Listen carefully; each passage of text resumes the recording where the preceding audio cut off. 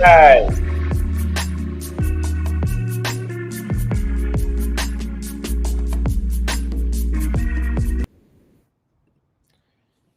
Your boy just had his shirt on, but I tried to open the bottle of red wine and the shit just exploded. It just exploded. No, we're not in Bolivia yet. We are still in Asuncion, Paraguay, which is a good place.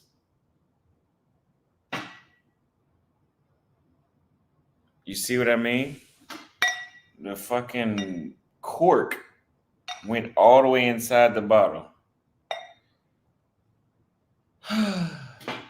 So we're gonna have a talk because a lot of people don't believe this social media, and I'm gonna tell you guys, you need to start believing it.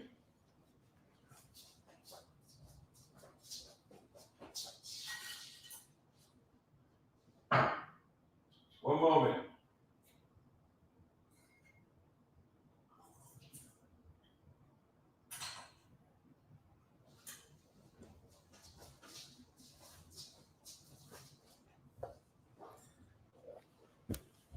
So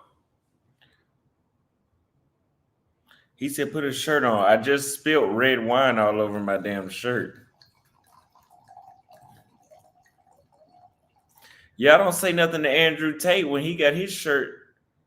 Yeah, the cork is in the wine now. The only problem with that is usually it's like wine running, cork running all through the wine. Y'all don't say nothing to Andrew Tate when he got his shirt off. What about me? I'm your only friend. I had a shirt on. Now, today we're going to go live for as long as possible again.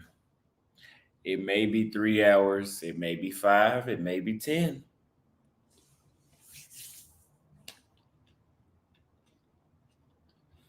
Let's see. I'm so used to wearing a shirt. Put a 1 in the chat if you want to see me put my shirt on.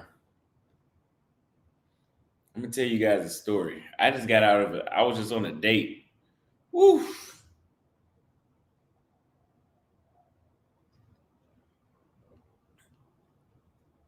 I was just on a date.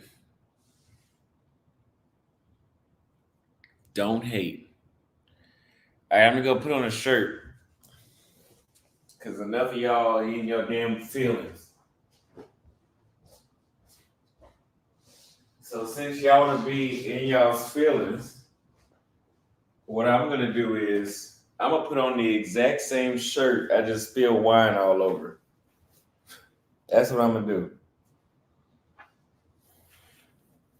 Y'all just put on, y'all want me to put on a shirt because y'all just hating anyway. That's what it all boils down to. Y'all just hating.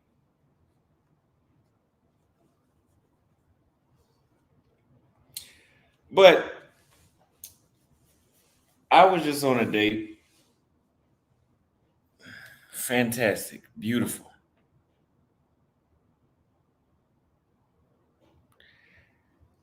I don't care where you go in South America. It's amazing. Now, I will tell you this. Every country in South America is not the same. Paraguay is not like Uruguay. Uruguay is not like Argentina. Argentina is not like Chile. And again, I've told you guys again and again, Chile is the shit. If there is one country that you go to outside, yes, she was Paraguayan. If there's one country you go to outside of Brazil and Colombia and South America, go to Chile. That Santiago, and I didn't even go to all the other cities they had. Santiago by itself was a vibe. It was a fucking vibe. It was a vibe. Yeah, I spilled wine on this shirt, but apparently you can't see it. It dried up. I thought it was going to be a little like dark stains I had looked a minute ago. Santiago was a vibe. Beautiful women, stuff to do, good food, music. Not as much music as like somewhere in Brazil, but it was good music. Santiago is a amazing city. Let me turn on this light right here. It's kind of dark.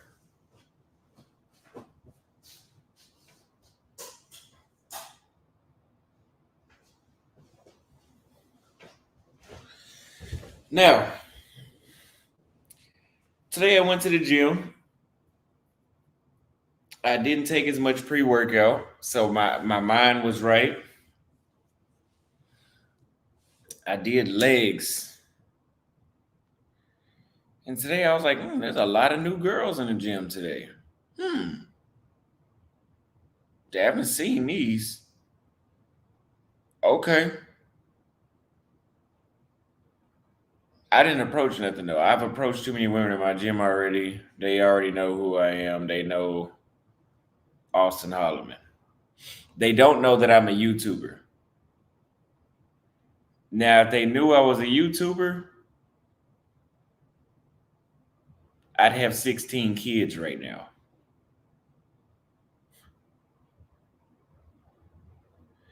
Now, I'm going to give you guys some free game. Because after I left that gym, I was hanging out with my homeboy from Ohio that lives out here. And we were just doing some cold approaches. And today we didn't get too much. All the women we met today had perfect energy. Everybody was hello, hello, just very nice.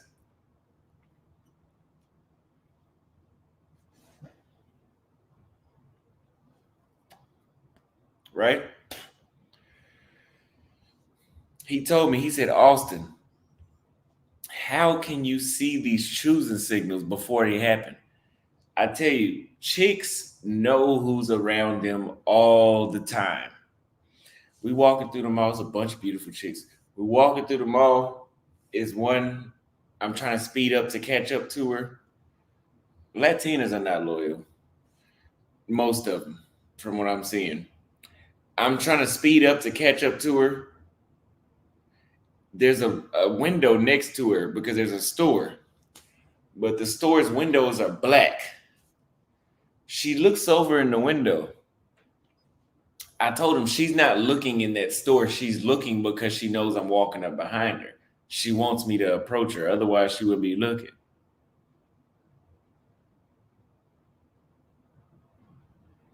So I went up on her, shook my hand, like almost like she was waiting on me, shook my hand immediately, big smile. But I fucked up. She said, so do you live here? I was like, yeah, I don't have no plans to leave. I have an apartment here, which is true. I should have told her I was just visiting. Right?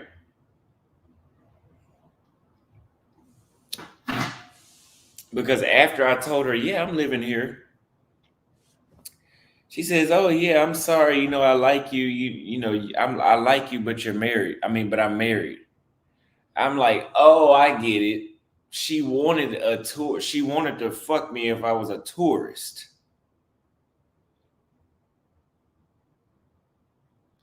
But because I told her I was living here, she's like, oh, I might bump into this guy again and it might be a problem. She wanted a one-time thing.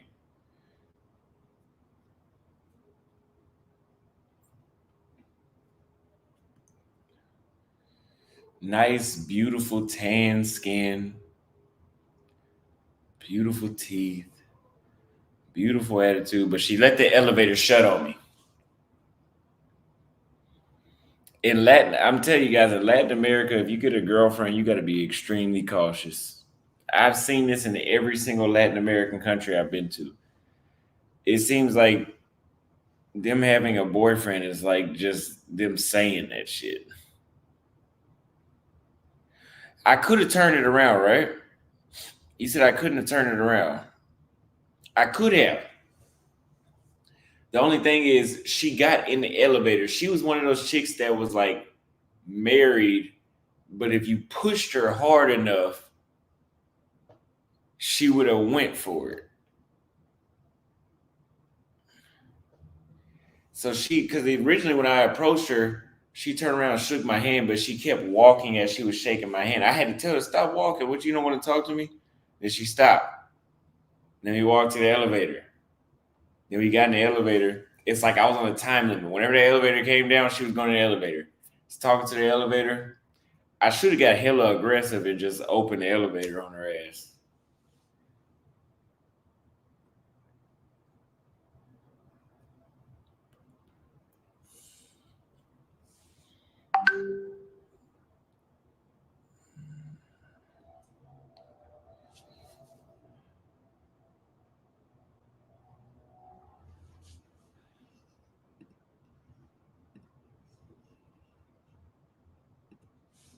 Thank you, Arter Will.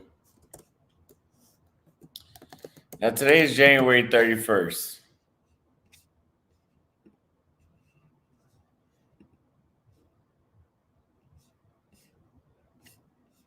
She wasn't no snow bunny though. This is like a black chick. She was damn near black.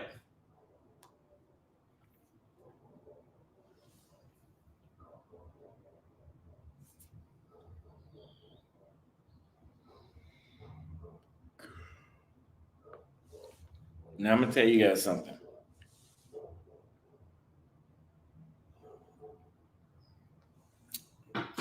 We met some more chicks later on, a couple minutes later, at the mall, same mall. Couldn't miss him. I was like, shit. Gotta say something to him. Same thing. We were talking to him, and they tried to walk off, and I hit him with the same line. No, no, where you going? Where are you going? I'm not done yet. Where are you going? So they thought that was funny, so they didn't leave. Got the information. Uh, but we just exchanged Instagrams, and I exchanged Instagrams because I didn't think she was that interested. So I was like, oh, just exchange Instagrams because you don't seem. I didn't say that, but I'm thinking she don't seem too interested. So just give me your Instagram. Usually I ask her to WhatsApp, right? I text her about 20 minutes later. Nice meeting you. And the only reason it was 20 minutes later is because we was talking to other women.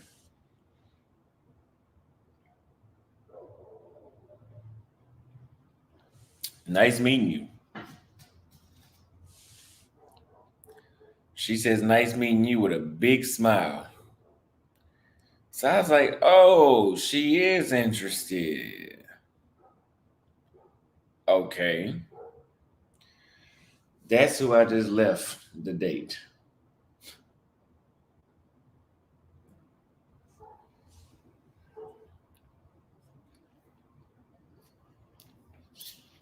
Right?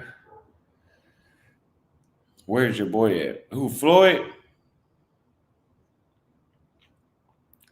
Now I would show y'all pictures, but I ain't got to the action yet, so I ain't gonna show y'all no pictures. Not even on Patreon, I ain't gonna show y'all no pictures. How would I rate the date went? I give it a 9. If I would have fucked, it was a 10. But in Paraguay, it's not a place usually where you smash on first night. That's why I tell you guys, like, a lot of you guys are not gonna like it. You're not smashing first night most of the time.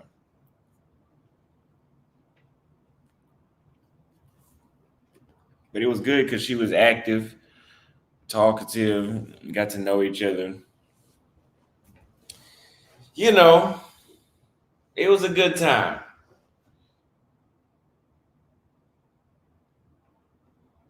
So let me tell you guys the next couple plans, and then we're gonna get into social media.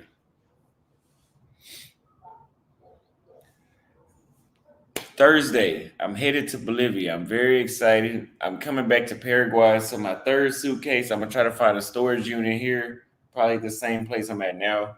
Leave my stuff here. That way I'm obligated to come back. I'm gonna go there to Bolivia, be there for about 10 days, 11 days, something like that. Then they're doing a passport bro documentary. They can't do the documentary without Austin Holloman. That wouldn't even be morally right.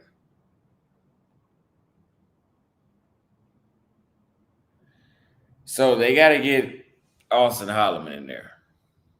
So I'm going to Medellin, Colombia. a few days after I leave Bolivia, or I may go straight from Bolivia. So we're gonna go to Medellin. Then I'm going to Cape Town.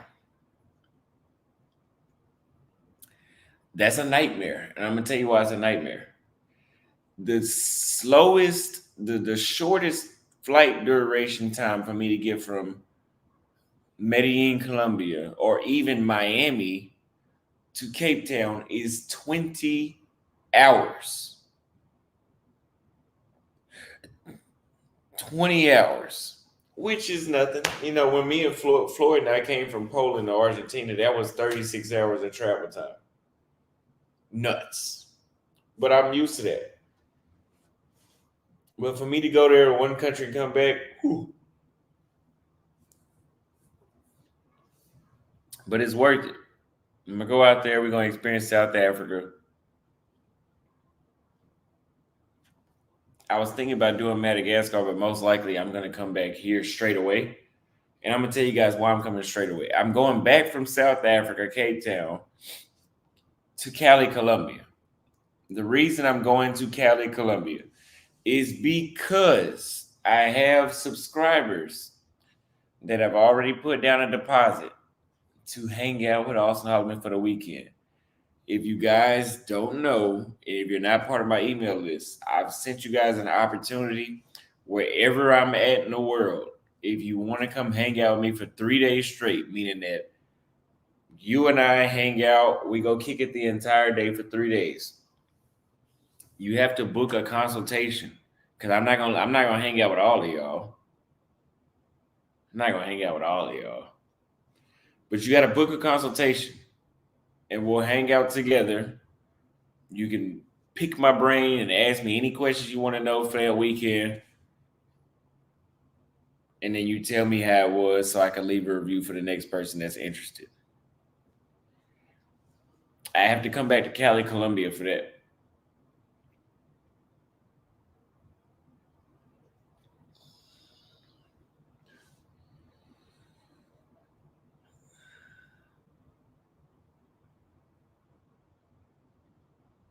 He said, "Is it coming down? Fuck you."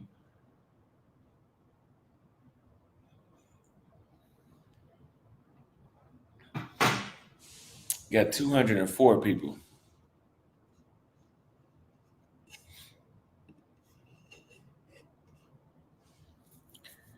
I don't know how long Floyd's gonna be out there. So if y'all can't see, your boy been getting ripped.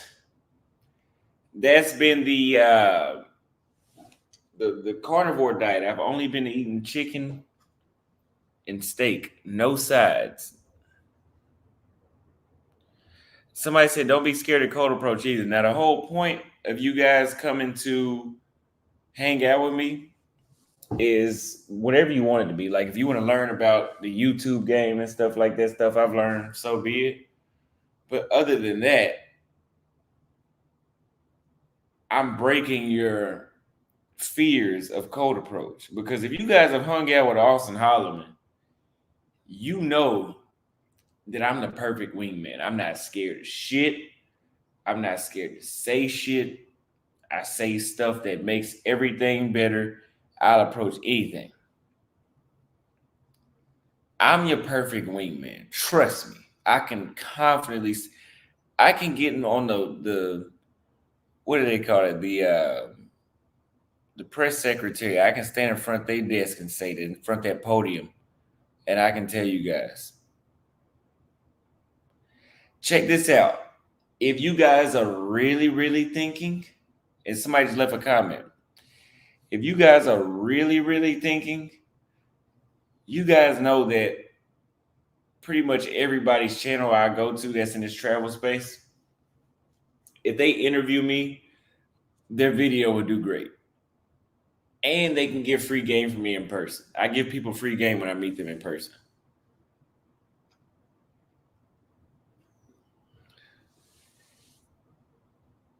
Why would you not make one of your first videos a collaboration with Austin Holloman? Hey, I went cold approaching with Austin Holloman in South Africa.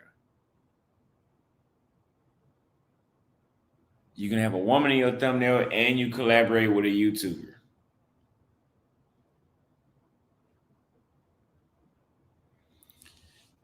But hey, you guys got to think about how much content you can get if Austin Holloman is willing to hang out with you for 3 days.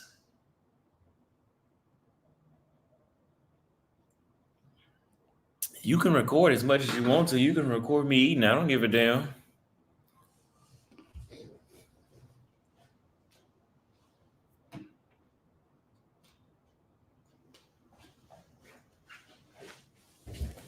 Record as much as you want to. The door is always open. If you guys hit the link tree link, it's booked. I mean, it's at the bottom of the screen for you guys to hit the link tree link, and you can book your time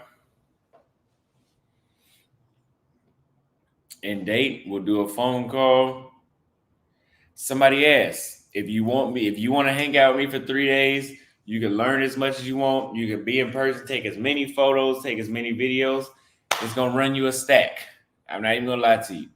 You can push it out as far as you want. That don't mean like, oh, you got to pay a stack and I need you here next week. No, you say, hey, Austin, what continent do you plan to be on in September? Okay, I want to be in this one. Okay, you book 200 up front. When it gets closer to that time, we'll agree personally on that time. What when that is, because that's a lot. The dates are different for everybody, and you guys can basically plan your opportunity. It's $ Austin Holloman is my cash app.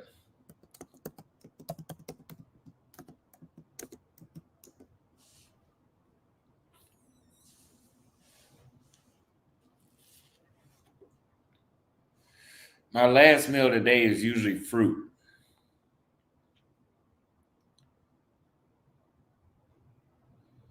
Yeah, if you fucking with that, I'm telling you, the entire bundle price is $1,000. I'll talk to your camera the same way. You can interview me.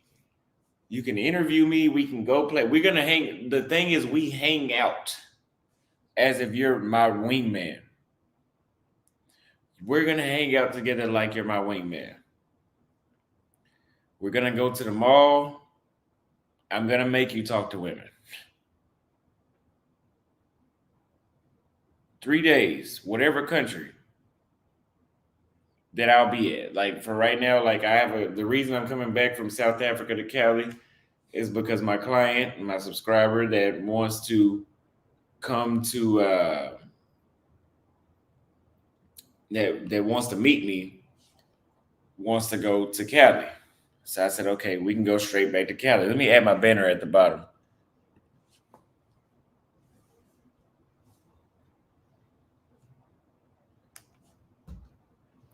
If you guys say, hey, Austin, I see you're in Latin America. Can we meet in Nicaragua? Guys, you got to remember at the same time, I have not been to all these places. So if you say, let's meet in Nicaragua, I've never been to Nicaragua. I'm going to go there anyway. I'm going to meet you for a weekend, but I'll stay longer so I can get content.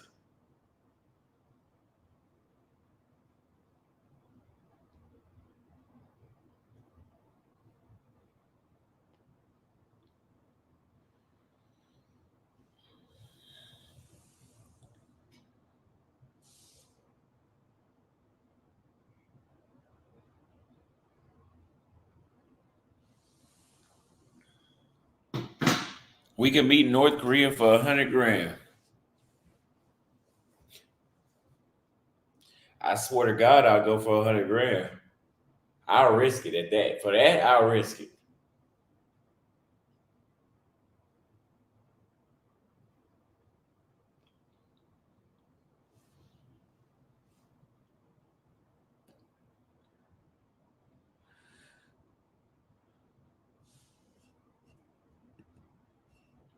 Yes, I will put the edited 9 hour vlog back, live back on there.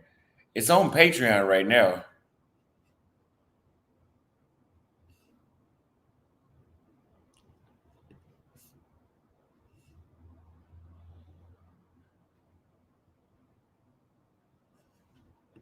Yes, sir. Patrick Brown, I already know.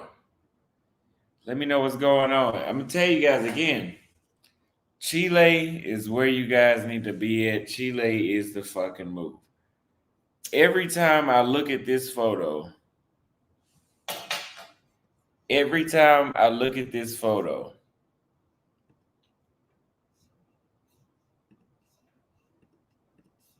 right?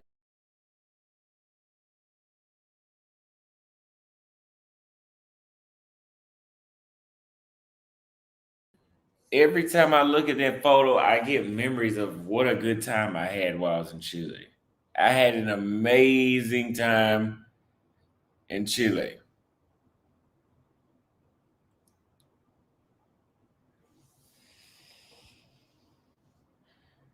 Somebody said Floyd going crazy right now. What's Floyd talking about?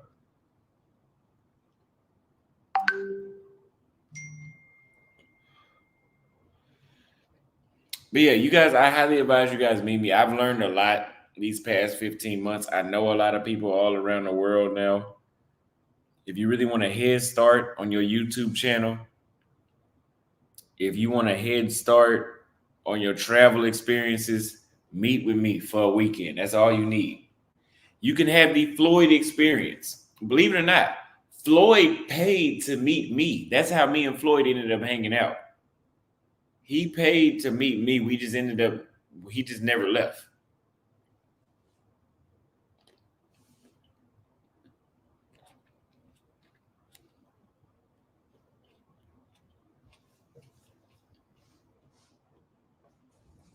He said it's a gun show. Yeah, you know what?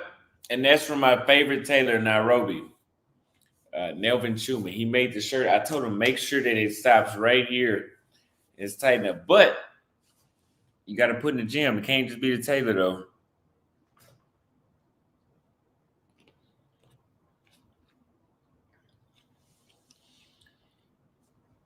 I bought enough cigars. You guys, today we just gonna sit back. We're gonna smoke some cigars and drink and talk. And we just gonna chill out because I'm supposed to be writing a Chile. I'm supposed to be writing a Chile memoir, but I don't feel like it, man. He said I'm shady for exposing a man like that. No, Floyd paid me to be his tour guide. That's not no exposed. He paid me to be a tour guide. Everybody that's hung out with me in person has always compensated me in some way, with or without me asking. A lot of guys are just like, "Hey, Austin, I'm in town. I wanted to meet you. Let's have a cigar and I'll get lunch. Cool. I don't mind that kind of stuff.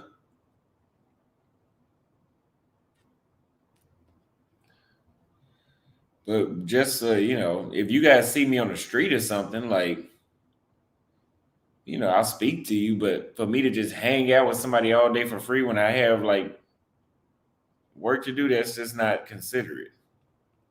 You wouldn't do Rick Ross like that. He got shit to do just like I got shit to do.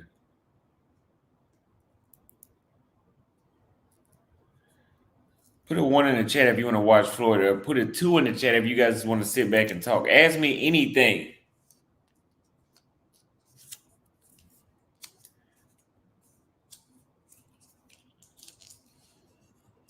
So anonymous, my plans were. Let me read this other super. Hold on, there's a couple super chats. When are you going to Peru? I'll be there in 2 weeks. I won't be in Peru. I know for sure. No less than 6 weeks from now, 7 weeks from now, because I'm gonna be traveling to other places for sure. I won't be in Peru. It'll be sometime after 6, 7 weeks from now. Thank you for the super chat. Link with Mac G when you hit South Africa. I sure will. Thank you for the super chat flexed up. Floyd is having a mental breakdown. Thank you for the $5 super chat. We're gonna check that out in a minute. Anonymous sent $5, said, I missed the early part of the chat. Did you say when you were leaving for Bolivia? What are your travel plans for the next 90 days? So, like I was saying, next week, Thursday, I'll be in Bolivia. I'll be there for 10 or 11 days. Then I go to Medellin. Then I go from Medellin to South Africa. I'll be in South Africa 2 or 3 weeks. Go from there back to Cali, Colombia. Be in Colombia 1 to 2 weeks. Come back to Paraguay or go to another country. It depends on somebody else's book. So I don't know the full 90 days, but I do know I'm gonna start transitioning into Central America, which means either I will have to leave some stuff here in Paraguay to storage for a while, or I'll have to move to Central America, which I really, I'm saying I don't want to do that, but I have not seen what those women look like up there.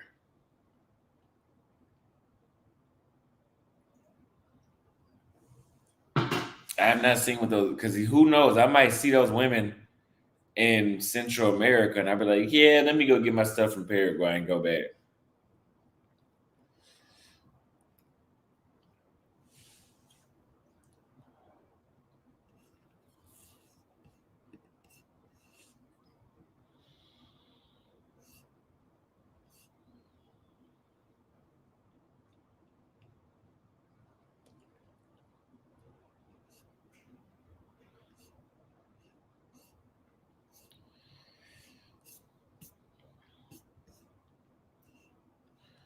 So Floyd, you know what? That's what we did different with the last live stream. We did some reactions. So guys, I think you guys enjoyed those reactions last time. He said, "No, take your stuff with you." It would make some sense to take all my stuff with me, but man, checking those bags,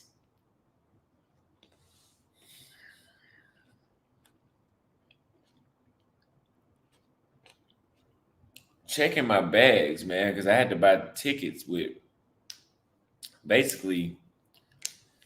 I don't know. I love Paraguay though. Like I like it here. Like I think I'm gonna come back. Because the only stuff I'm really leaving here is wintertime clothes and extra stuff that I really don't need. I would like to carry one check bag and a carry on.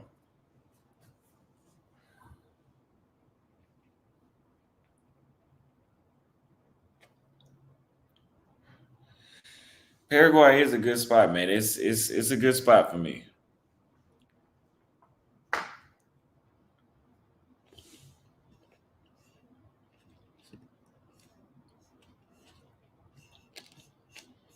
But let me see what Terry Wilson.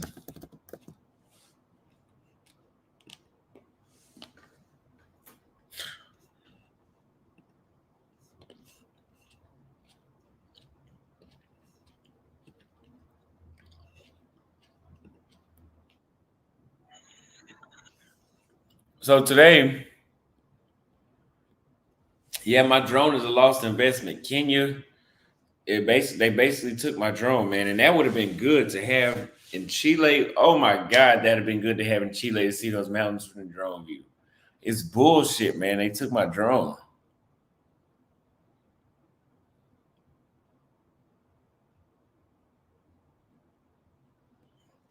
They said put a one in the chat if you want to review Floyd's videos. Okay, a lot of people are saying no.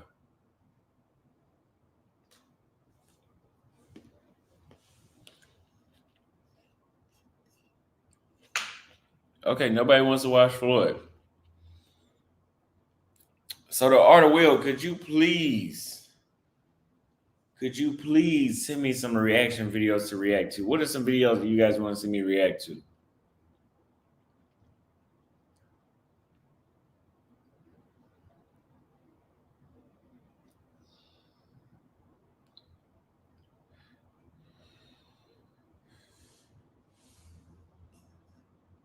Top three countries so far: Brazil, Kenya, and Chile. Chile and Kenya are definitely in the top two.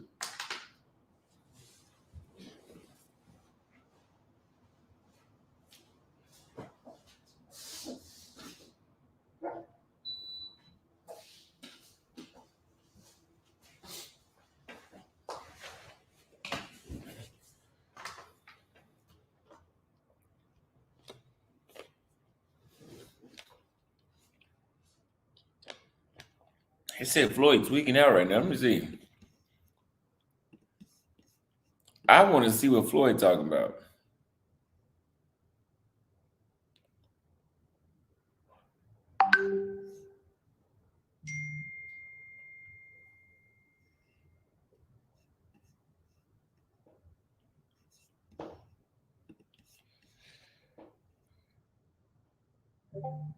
Yeah, and that's why I say I've graduated from it being all about women because Chile is one of my top countries, but Chile was like one of my worst countries for dating. Like it was like, like it wasn't just terrible, but I definitely wouldn't like go back just to date. Like it was just being there was amazing. It was so much. It was just a great city. Santiago was a great city to be in.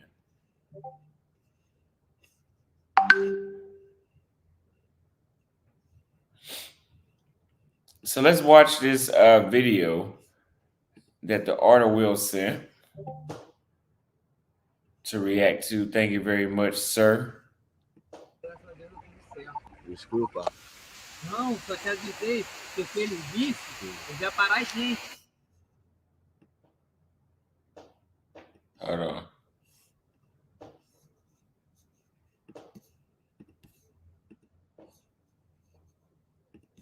E achar que tu tava filmando. Você fosse policial, eu nem vi tu filmando, entendeu? Aí quando eu vi, eu falei pra tu parar de filmar, entendeu? Porque se ele visse, aí pra gente seria perigoso. Nunca fiz esse trajeto, nunca mais vou fazer, primeira vez. Came up out of dirty part, man. How the fuck I made it out the friends? I don't do no wifey, don't do friends.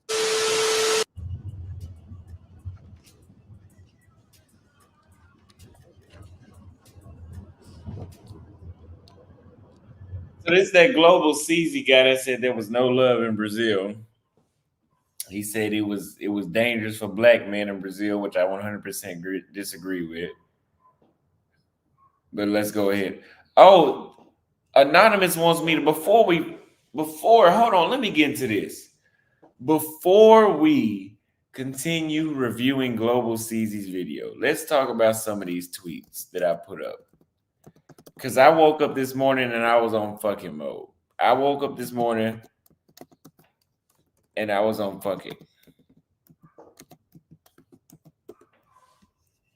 Right?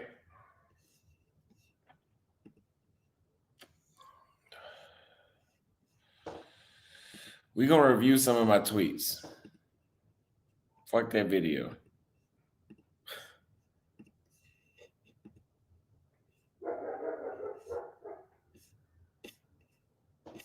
So I'm going to start from right here. This is a note that I got on my car back in 2020. Way before I had started thinking about going out of the country. I never thought about going out of the country until 2021. I didn't act on it until 2022. But I was certain I was going to act on it by October 2021. Now, 2020, I was fresh out of a relationship that February, early March. I got this note on my car back in like June or July of 2020. So it was not long enough for me to give up and be like, fuck it, I need to get out of here. It was enough for me to be like, what's wrong with me? What am I doing wrong? Right?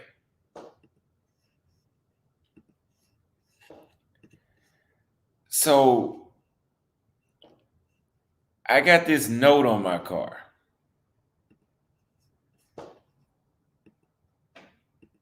The note says,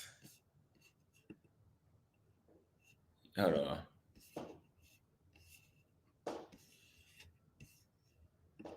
You guys can see it right there. Patrick Brown says he remembers this bullshit.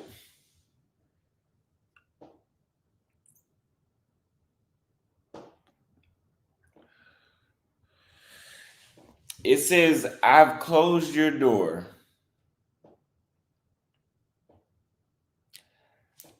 I've closed your car trunk about 10 times over the past months. ... Smiley face. Just thought you should know. Your neighbor. And then as you can see the 254, she put her number down there. So as a single man or as a human being,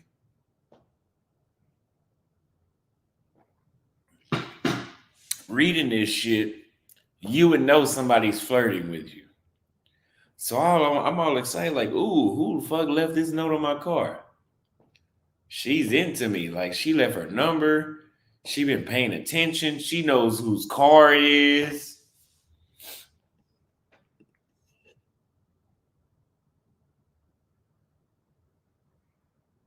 So this is what happened next. I text the number.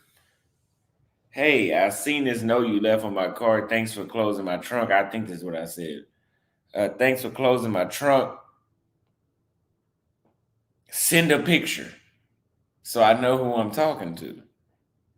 Because I knew she was interested. So I said, send a picture.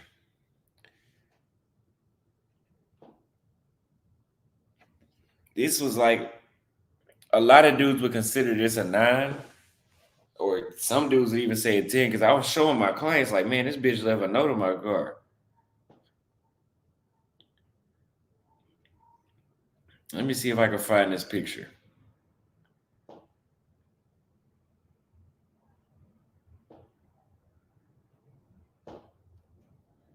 She left a note on my car and told me to hit her up. So I did. Do you know, although she left a note on my car, although she had been spectating the fact that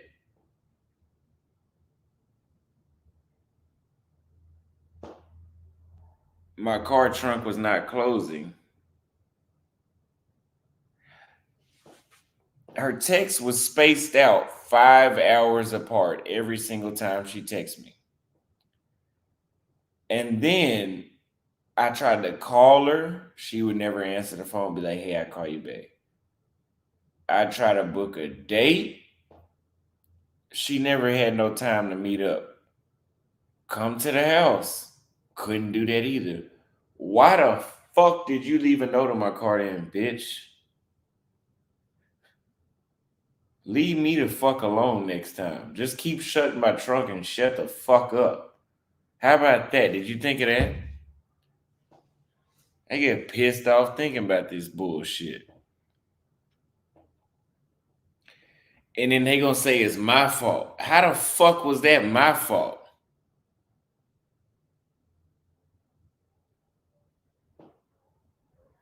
And then it's motherfuckers like this that was gaslighting me.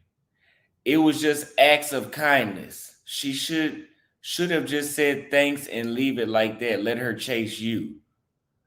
No, that's not what the fuck it was. God damn it. If it was an act of kindness, she should have just kept shutting that motherfucker as many times as it opened. I don't care if she had to shut that shit 7 times in a row. Just shut my shit and shut the fuck up.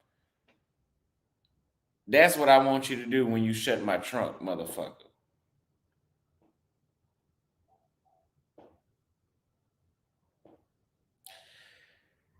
Because here's how it was not an act of fucking kindness. When I text her, she sent a picture, and I'm like, oh, you was the one shutting my trunk. I'm not saying that. I'm thinking like, okay, this is the one that was shutting my trunk. So I, we flirted for a little bit. I sent her, she asked for my Instagram. I sent her my Instagram, and she was like, oh, she sent me some heart. I was like, wow, you look really good. So of course I'm trying to set up a time to meet. You think I look good. You looking out for my trunk of my car. You writing notes.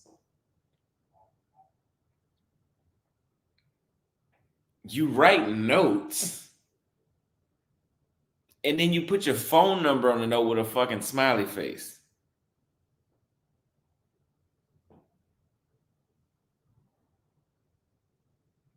Just shut my trunk and shut the fuck up.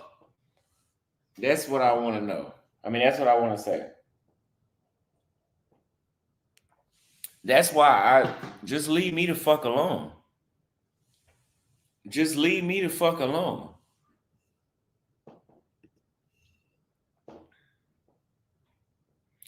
And this is what's crazy, right? We live in the same apartments. She stayed in my same building. Not she stayed like above me, but the mailbox was in front of my apartment. So when she had to come get her mail, often I would open the door and I would see her there sometimes because just coincidence. I was cutting hair out of my apartment, so I'd constantly be going in and out. And I would always be going in and out of my apartment anyway. Right?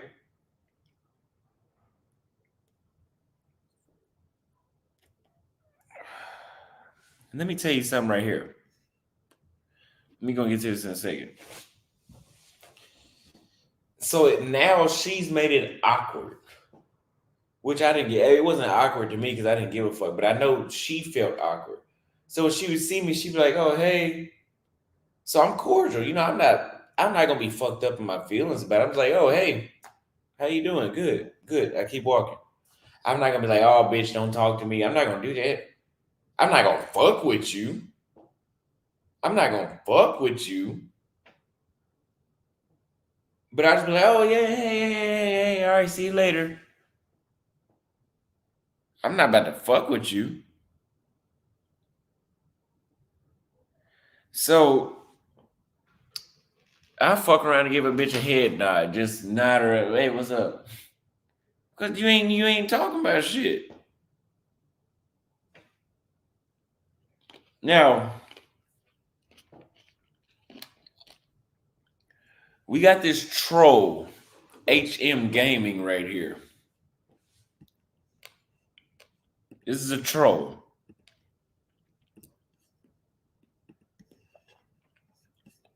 This is a troll. He says, "I don't even get mad over shit like that no more. That's because you're still in the States. You have no option but to not get mad." She probably gave her number to 10 dudes that day. Right?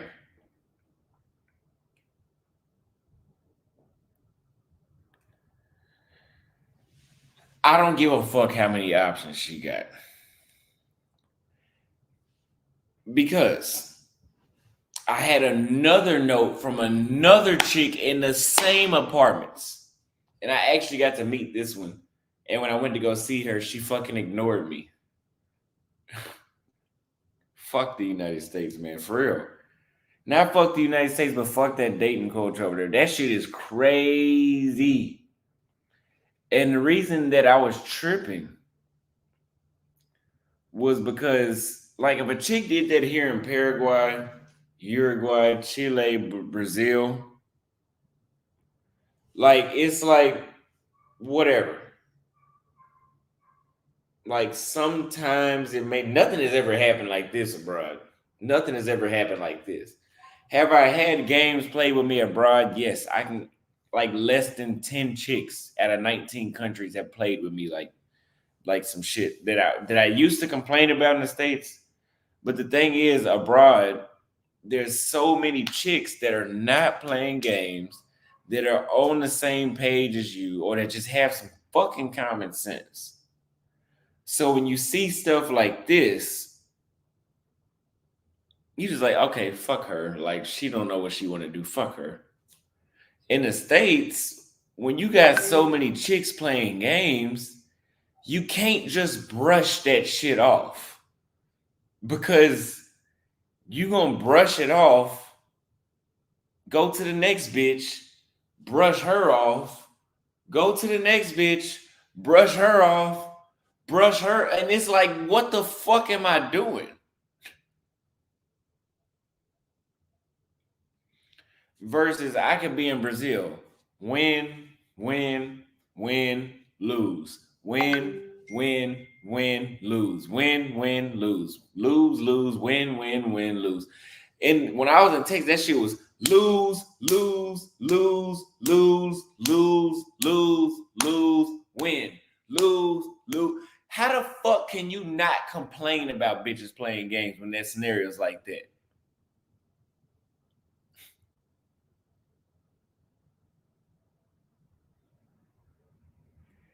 How can you not complain when, like, cause They play so many games over there to the point where you like, bro, like, what the fuck is this shit?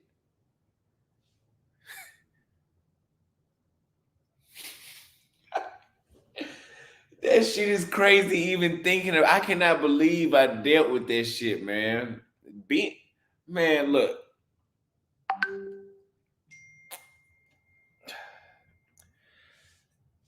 When I'm in Paraguay, right? The chicks are not gonna let you fuck first date most of the time. It can happen.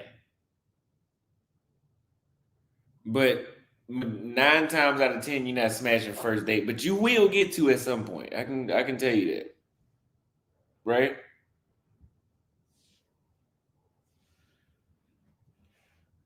If a chick does not fuck first date in Paraguay, okay. Whenever she's ready, okay. Because you know at some point you're gonna get some fucking action. When you are in Texas, in Dallas, and you lose,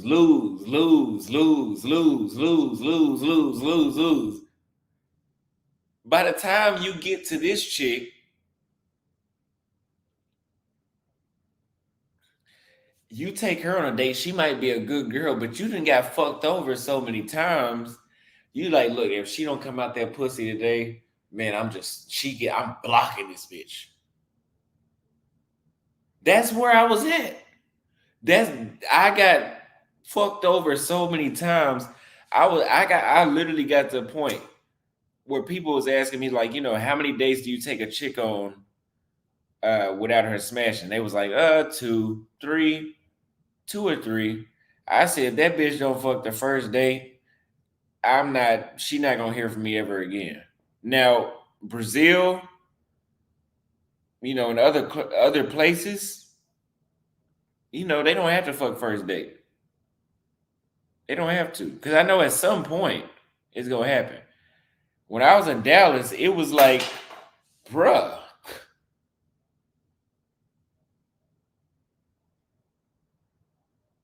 It was like, bruh, what the fuck? And then what made it worse was, this is what made it worse.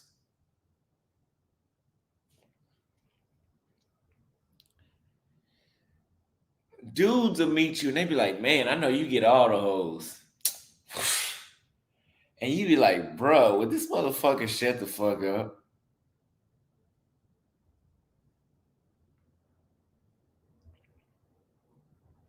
And it's not that I'm mad at him or he's saying nothing wrong, but he's reminding me, okay, I have self-improved.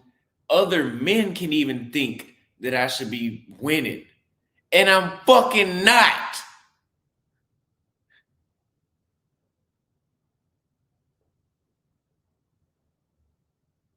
That's where I got to. So I'm gonna tell you what happened. I went to Brazil and I experienced that shit. I got back to Texas.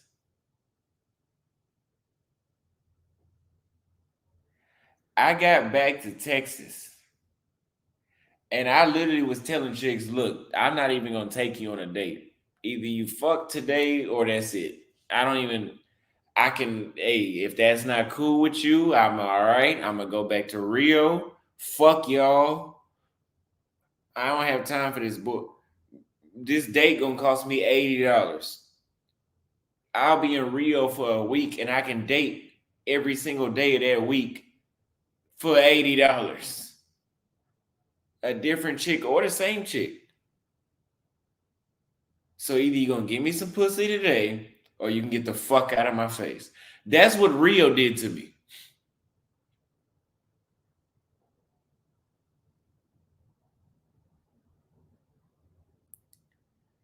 That's how I started. They was like, "Oh, you got to be rude to women to get her to like you." Oh, I did that because I was damn near about to kill their confidence all the way.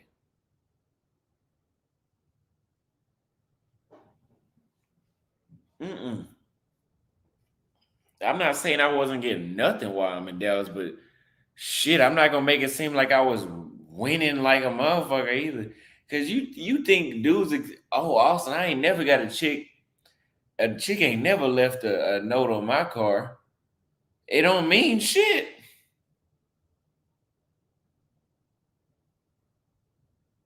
It doesn't mean shit.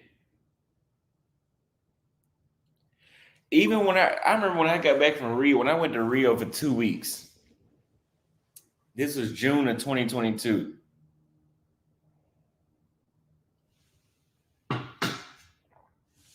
I got back and I met this little black chick that stayed in Denton. And she did everything right. We went out, hung out, you know, had sex. She was cooking for me, but it was too late. It was too late. It was too late.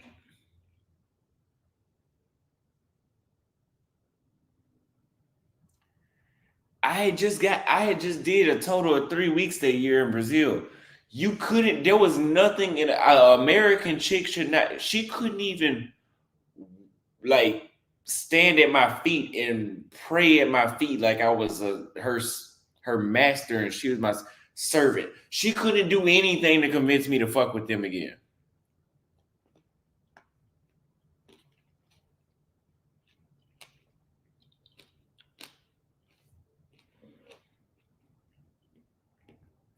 She was telling her mom, she had a family group chat with her dad, her brothers, her sisters, her mom, cousins. She was sending my photos like, yeah, I met this guy. I really like him. I didn't give a fuck.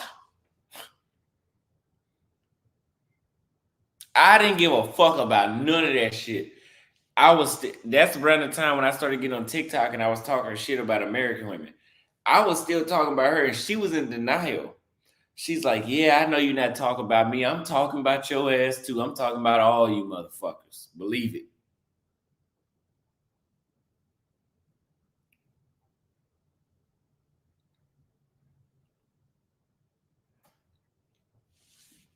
Eventually, she finally, because she thought I was bullshitting. Eventually, when I went to Brazil, I started fucking American chicks over. Once I seen the truth, I started intentionally fucking them over.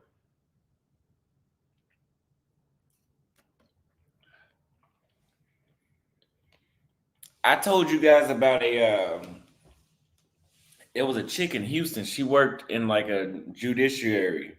She was in the judicial system in Houston.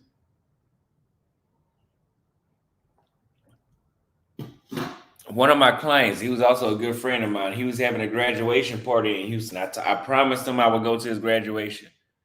I said, you know what? I'm gonna take 2 days off before I go to Brazil. I'm gonna get a hotel and I'm gonna go out there to Houston, go to your graduation. Next morning, I fly out to Brazil.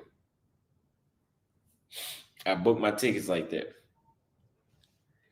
I said, hotel?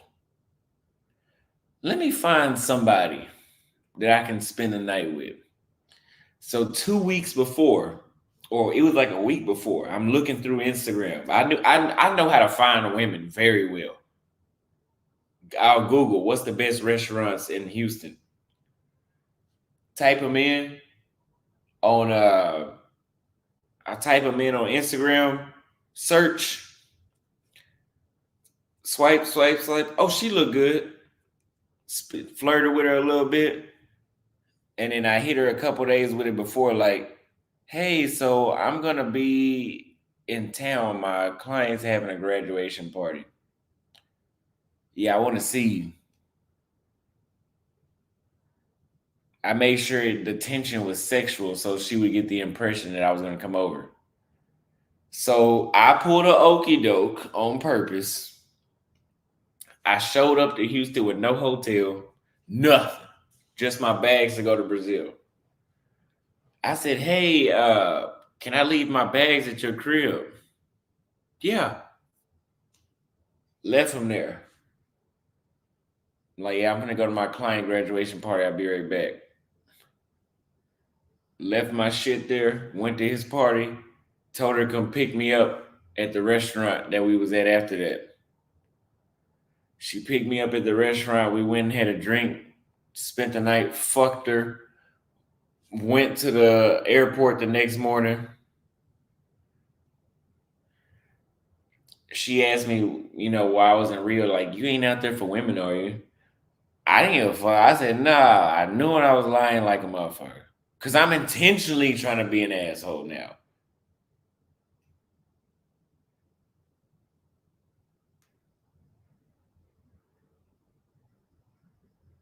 There was nothing you could tell me at this moment. Cause I'm like, it's my turn. Y'all been fucking me over for 4 years. I got back in town from Rio. And she's like, yeah, I'm gonna come to Dallas to see you. No, the fuck you not. The fuck for?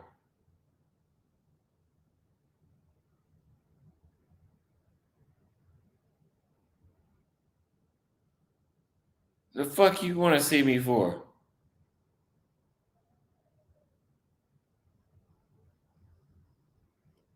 The fuck are we gonna talk about?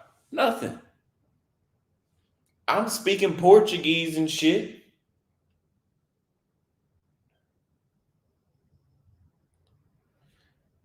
She was like, Austin, like, why? Why nothing?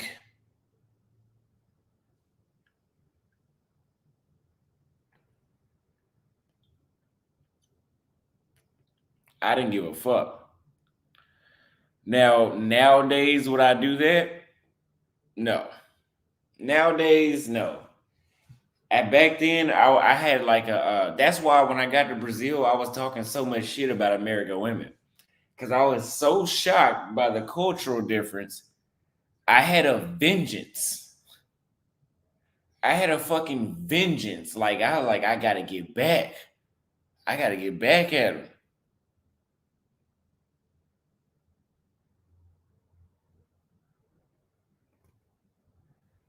Mm-mm. I didn't give a fuck.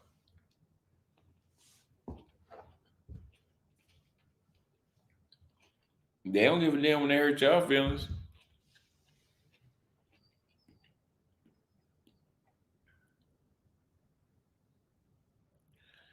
I didn't give a fuck. Now I have American women that are my friends now, right? We're cool. But in 2022, I didn't want to be no chick's American friend. Don't fuck with me. That's the type of time I was on.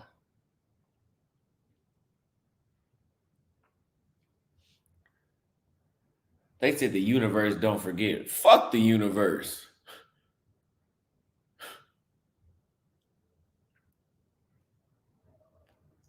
The universe is doing me right.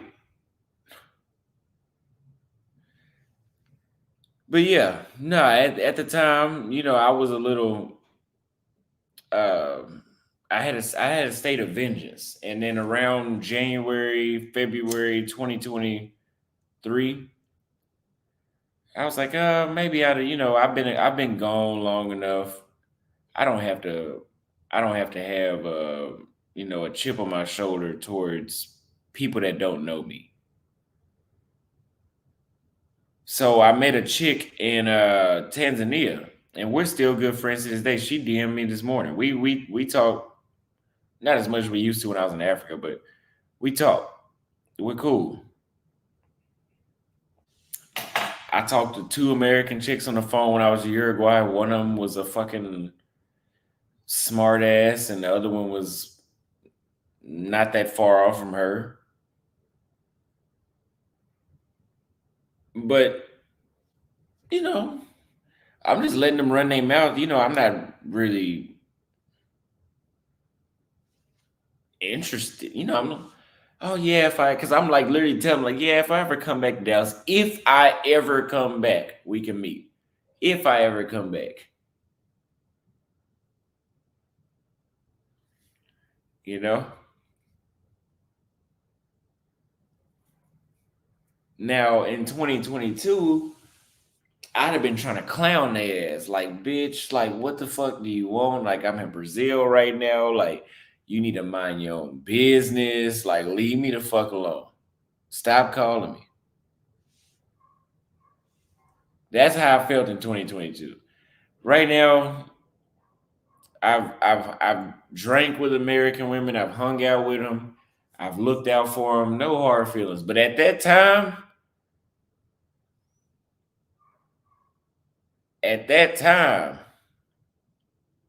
no, I was not trying to hear none of that bullshit. So fuck the universe.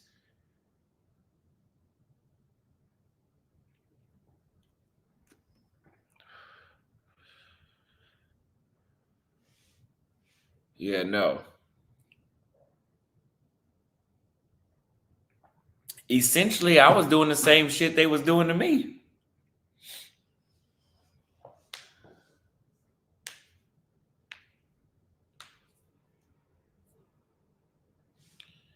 Essentially. But now, I don't care. I don't hate them. I don't love them.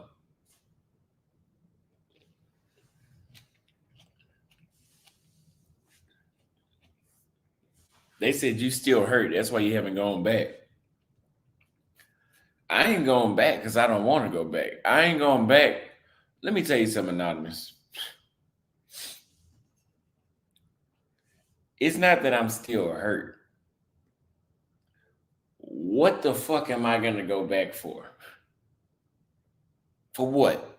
I really want you to tell me. Why would I go back to Dallas? Let me tell you what's going to change when I go back to Dallas. I'm going to go back to getting flaked on. That's the worst part. I'm going to go, my cost of living is going to triple.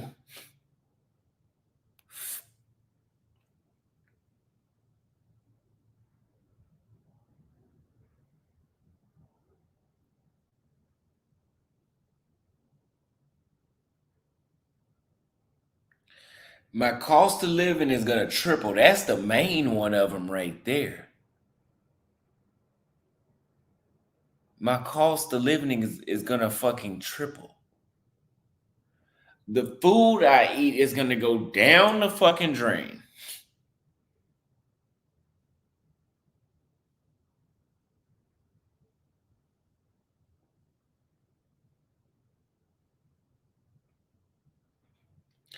I'm going to go back to being on antibiotics every 3 months.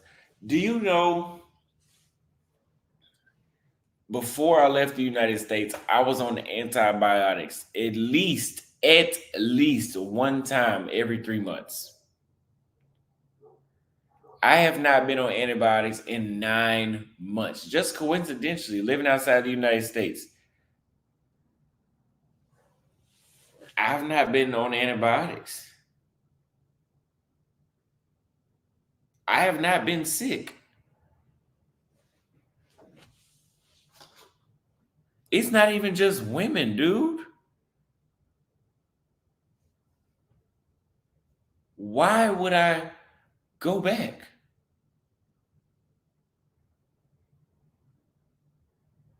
You say family. My family can come visit me. They can go on vacation.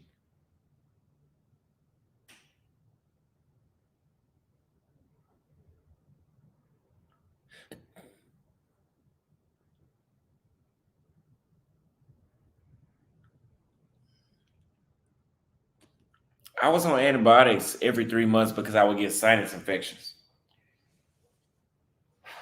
Living in Asia for 4 months, I stayed on antibiotics just as much as I was in the States.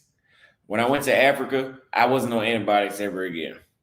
When I went to Europe, no more antibiotics. This entire time I've been in South America, I have not been sick one time.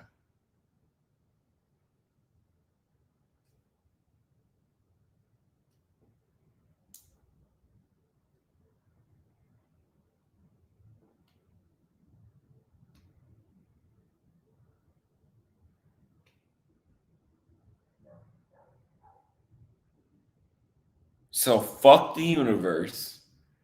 Fuck going back to the United States.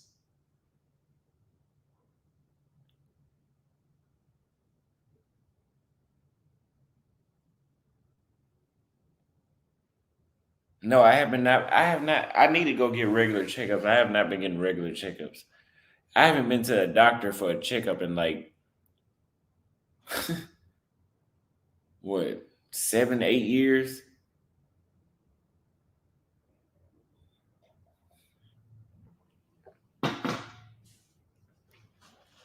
My passport is my damn checkup.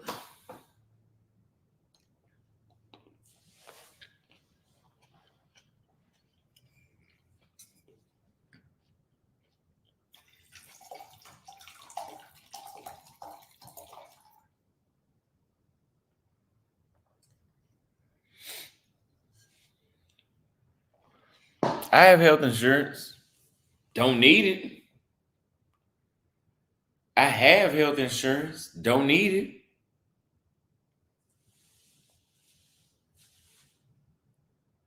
I don't need health insurance. God forbid.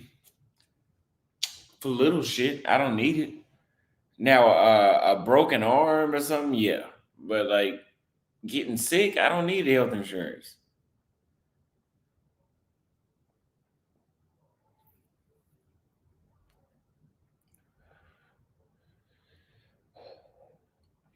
The only reason I'm talking about this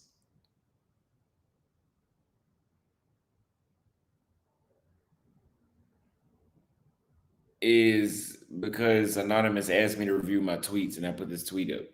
You asked, why did I put this tweet up 4 years later? I was scrolling through my photos from years ago and I came across this photo.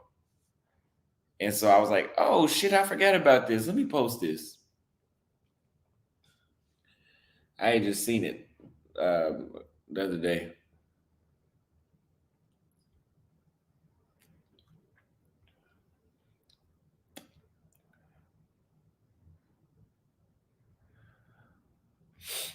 I don't get checkups though. I could. I mean, I got STD checkups. Shit, that's the most important part.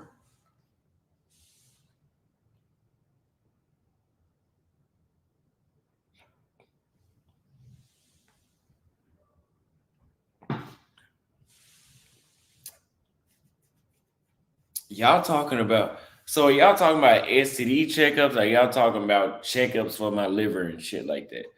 I'm talking about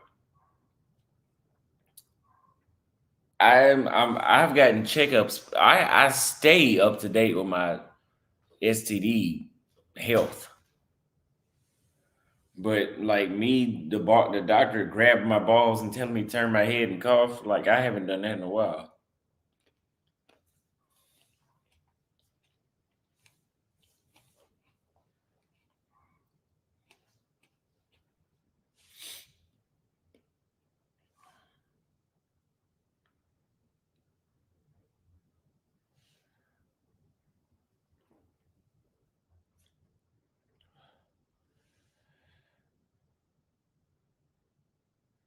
But yeah.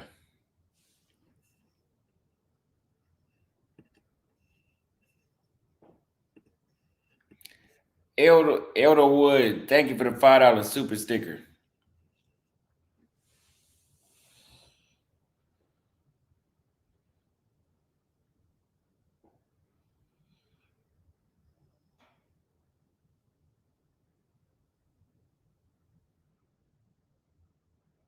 Oh, I'm healthy.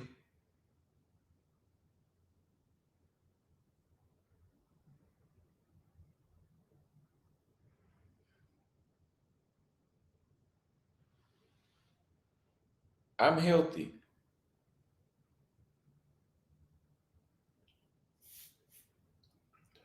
No, I haven't had no physical in like 7 years. But the next tweet, fuck that physical. Next tweet.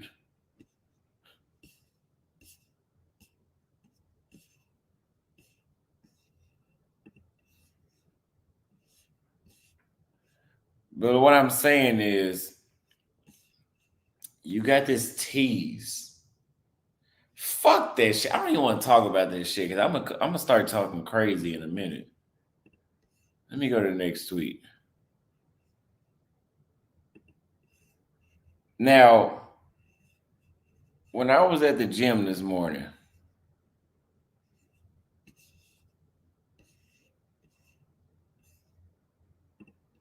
I put up this tweet.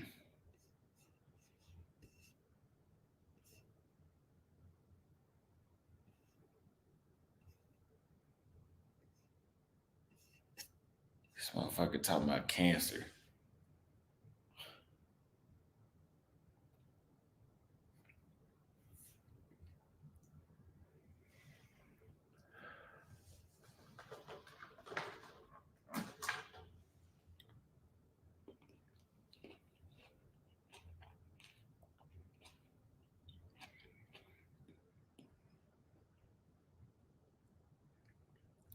Yeah, exactly. It's about the quality of life.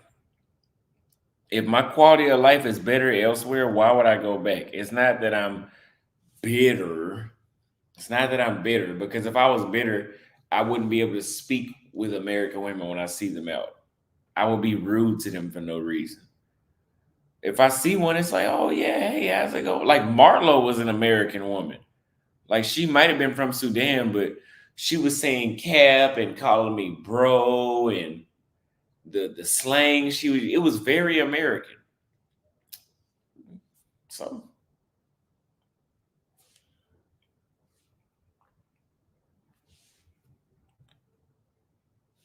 okay. She's American. So be it. I don't give a fuck. I'm not going back.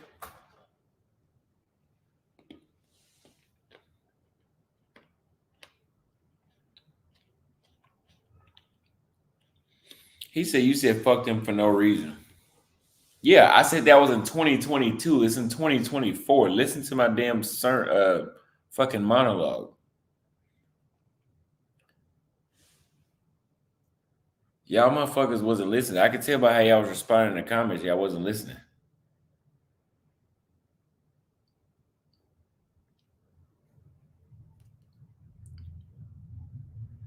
Now, I'm not gonna lie. This good. I woke up this morning and I thought about this. I'm not gonna lie. This good girl bullshit is getting kind of boring for a 24-year-old. Please point me in an entertainment.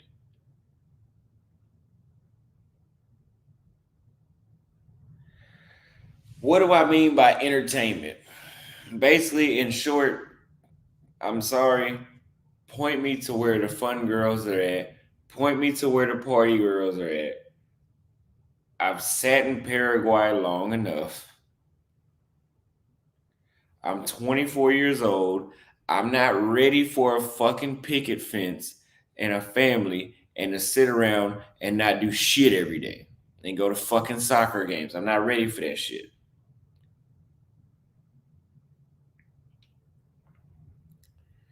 Now, right now, I'm visiting countries and I'm learning, okay, when I am ready for this, I know where to go back to. I know to go back to Paraguay. I know to go back to somewhere like, I'm trying to think, in Africa, Uganda, Tanzania.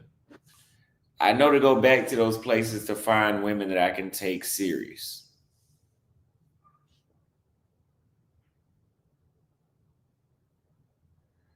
Right now, that's why when people are saying, oh, when they leave these dumbass comments like, oh, I thought the goal was to get a wife. Motherfucker, I never said that. I would not say that. Please show me where I said that.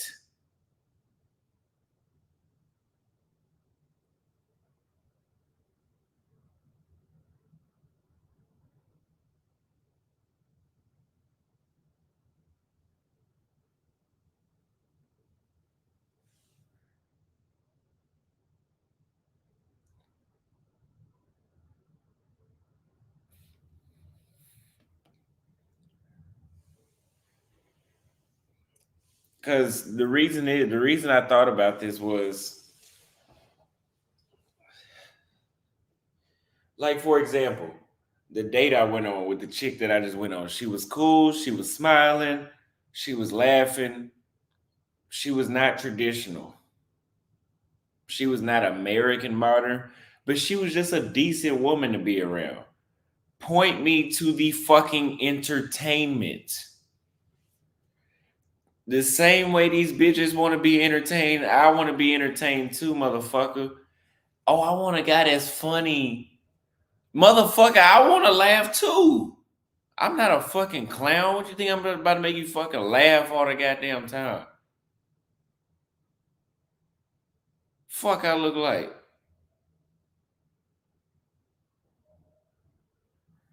So you trying to tell a 24-year-old that's where the good girls are at. That's the good girl.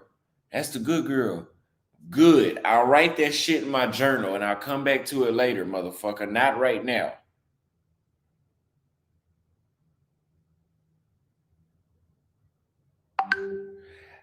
Oh, the good girls are shy. They don't send no choosing signals. Well, I ain't trying to fuck with them right now.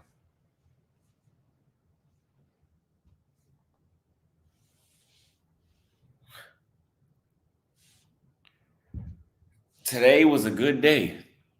We went to the mall. All the chicks, literally, I probably approached like 10 chicks. Was it 10? Okay, maybe it was like 6. I got like 5 of them. And when I met them, they were all like full of energy. Hey, hey, laughing, flirting, talking. I like to fucking flirt. I don't want to force a motherfucker to flirt back with me. What the fuck I look like?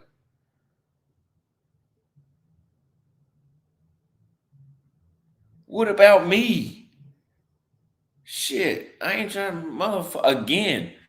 I'm not a clown. I'm not here to just entertain you. You need to entertain me too. What the fuck?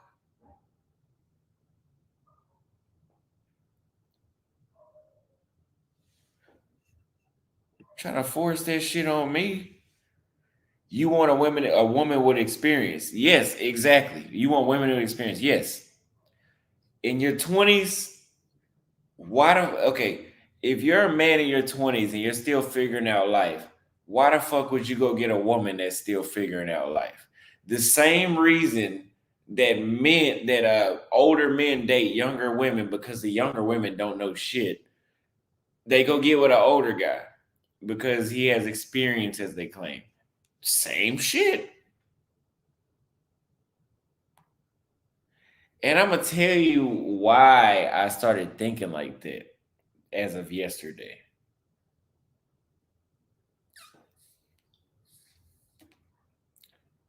I met this chick. It's not a wife. She's not a wife at all. At all.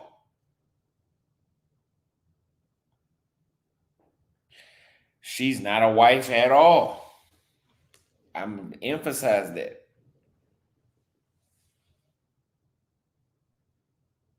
Not a wife. She's not a wife.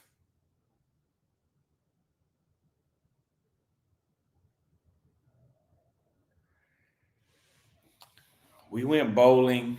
She laughing. She's talking.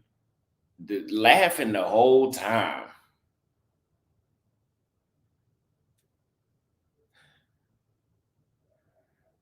She drove me home and sucked the dog shit out of my dick. I'm not bullshitting you. I'm just saying.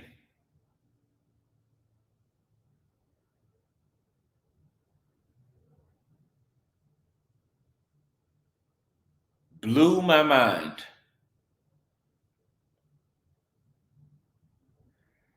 And then I thought,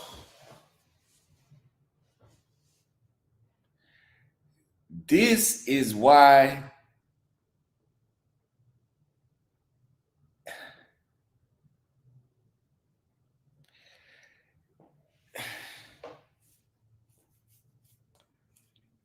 I need some entertainment. Now, consciously, I know based off of how she moves, based off how much experience she has. Like, this is not a chick I would take serious. But for right now, I'm working on I'm trying to build I'm trying to write books and shit.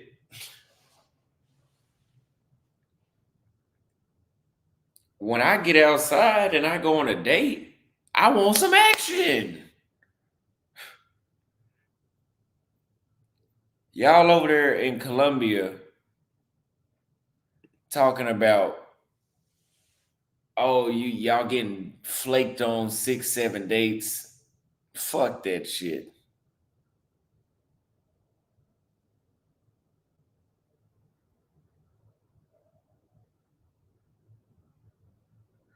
So you mean to tell me I'm writing books? I go take time out of my writing. I go take time out of my, and no, she was not an older chick. She was like my age. I go take time out of my writing to get fucking flaked on.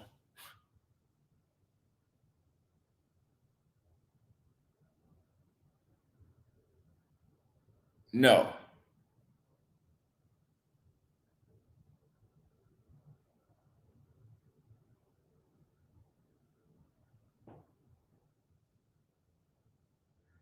Why are you guys recommending I get a fucking wife? And I've been to 19 countries in 15 months. Am I even fit for a fucking wife right now? Shut the fuck up. Shut the fuck up.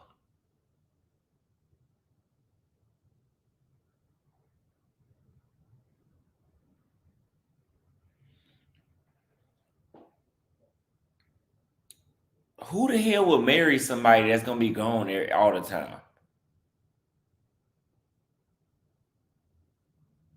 Stop leaving that shit in my comments. No, I'm not drunk. This is the fucking truth. I was saying this shit earlier.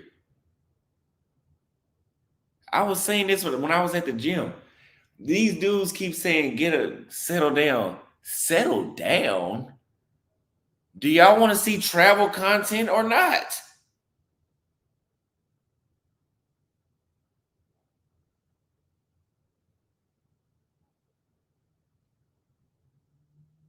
Because let me tell you something. I'm not going to a new country with a woman. It's not happening. It's just not happening.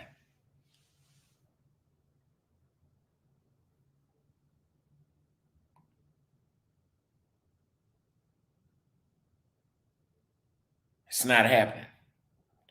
Y'all seen Kate, right? Kate was all around Thailand with me. Why?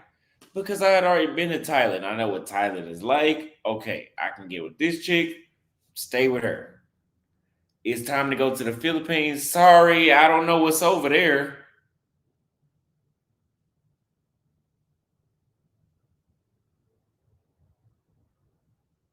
Why would I take her with me? Imagine if I would have got a girlfriend in Tanzania and took her to Kenya with me. Do you know how much content you guys wouldn't have gotten?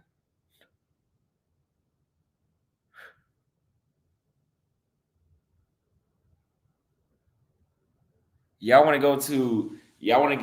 me to go to Kenya and show you a Tanzanian the entire time?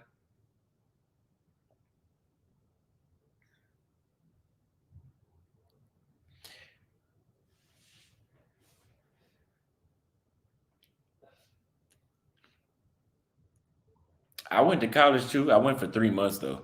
Not 3 months, 3 semesters.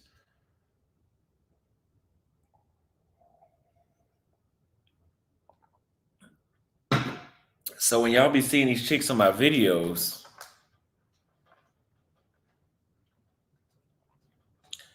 and y'all are like, oh,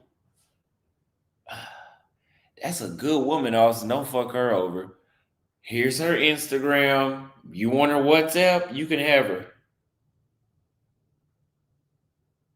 Cause I know me. I'm gonna go to the next country. I'm just jotting down notes. I know, hey, if I want to have a good time and kick it with a bunch of women, I can go to Nairobi, go to Brazil. I can go. I haven't been to Sisui, but that's a place too. I can go to Thailand. I can go. I know the places I can go to.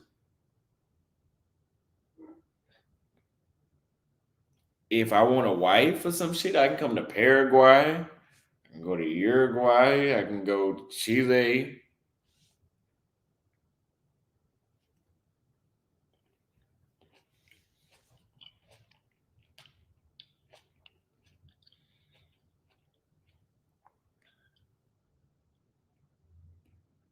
What's going on, Red? But exactly. I'm not, you guys are trying to force me to do, I'm trying to generate content. I mean, come on, guys. You guys know what you guys constantly ask me to see. Where are women at? Where are women at? Why would you ask me to get a wife?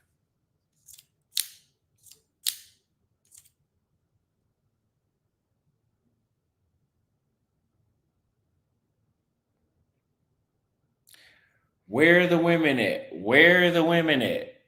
Then you say settle down with her. So what do you want me to do? Here's what I'm gonna tell you. I don't care what you want me to do. I'm gonna keep traveling.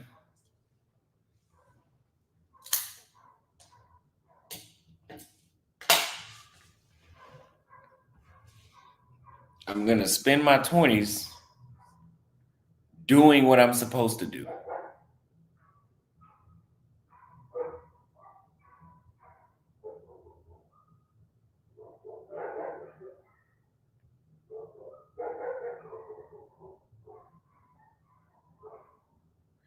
So again, the reason I put this tweet up,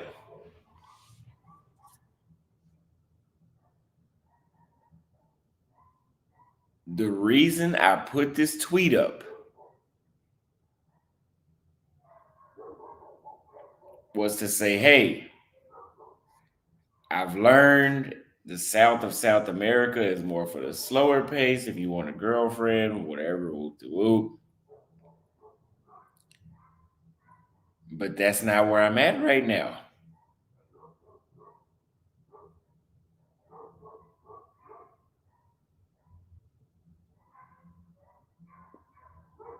Talking about I look and sound drunk. I can look and sound drunk as much as I want to. Tony sent $2 from my bad. Austin, that Ethiopian chick had me fooled. I think you're talking about the Rwandan chick.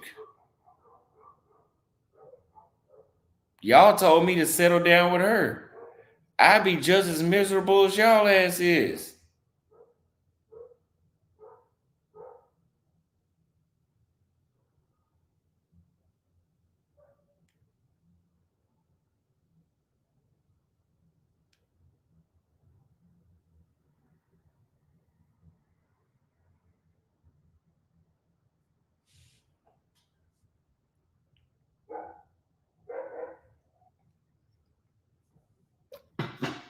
Because y'all don't know what happens off of camera.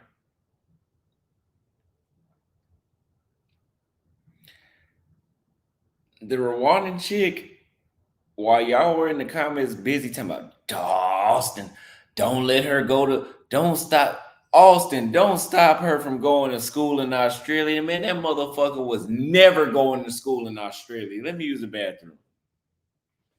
She was never going to school in Australia. She's still not in Australia.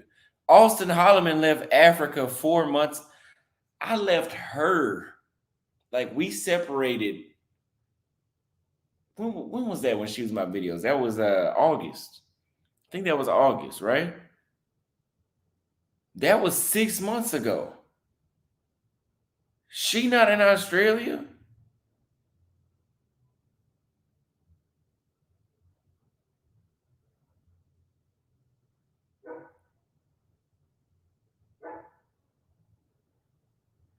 She told me she was going to Australia to go to school. That was 6 months ago.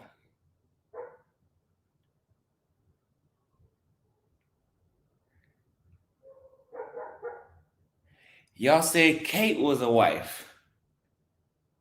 I ain't even got to say nothing about that.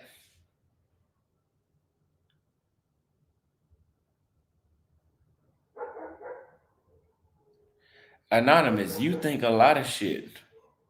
He said, I think you really liked her and found out what she really wasn't what you thought. Let me tell you something. And I'm not talking about you, Anonymous. I'm starting to realize I got a lot more game and a lot more knowledge about women than some of these dudes in their 40s.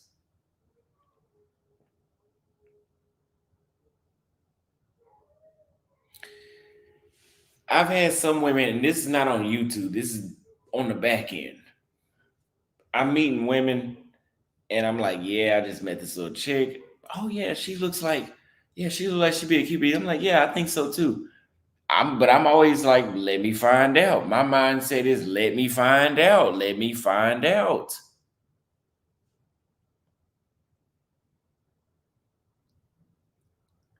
She looks like a wife, Austin.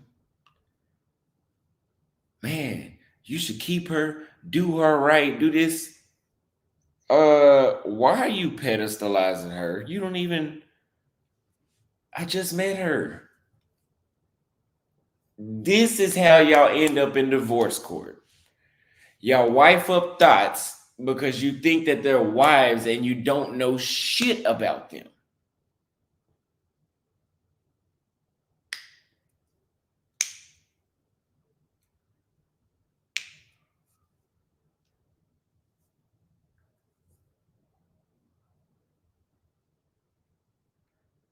Oh, she's a wife. I'm like, bro, I know her. You don't know her.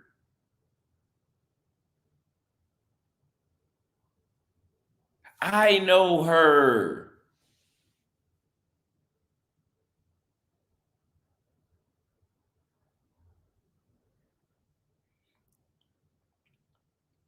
I will know later on if she's a wife. That shit takes months to figure out because people put up a facade.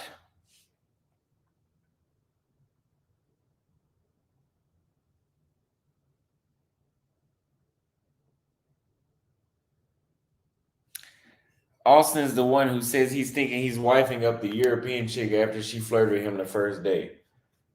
No, I did not. That European chick had a boyfriend.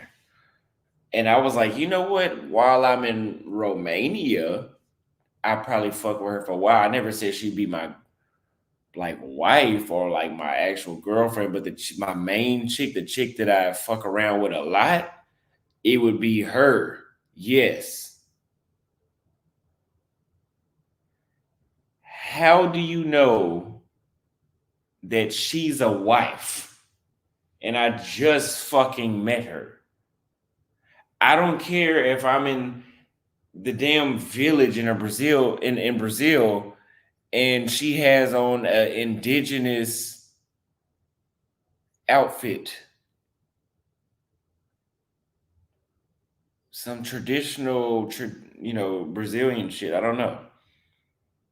Y'all see that be like, oh, she's a wife, she's a wife. You don't know that.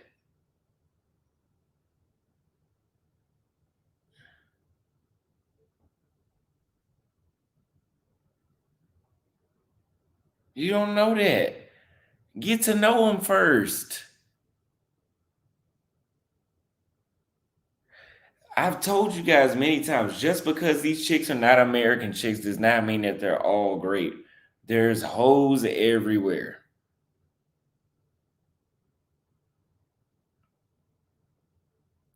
There's hoes everywhere.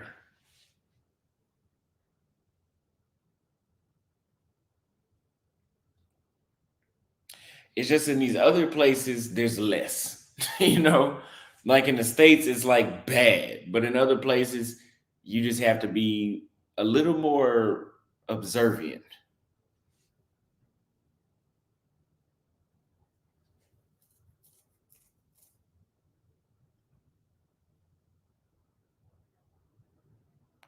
I'm going to tell you guys a story in a minute. Let me use the bathroom so I can tell you guys a story properly.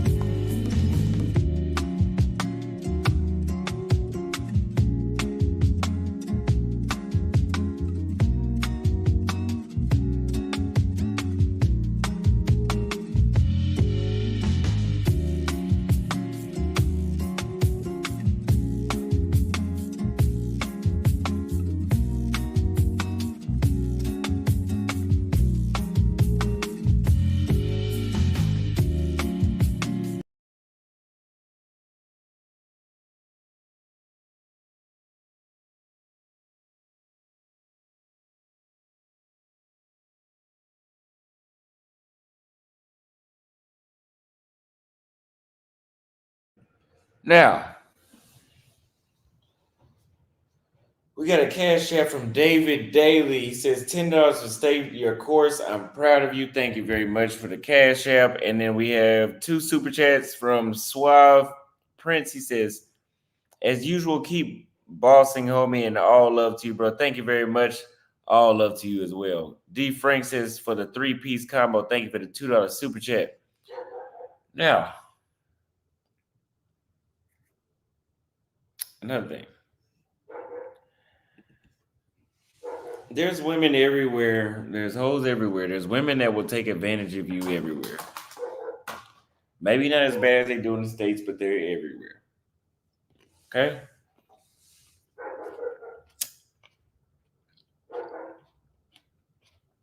I'm telling you that after I've been to 19 different countries and like 30 cities.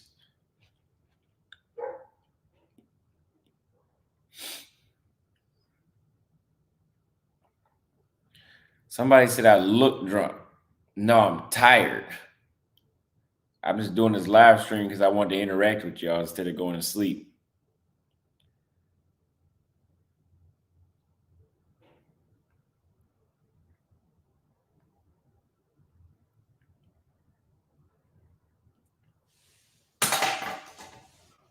Okay?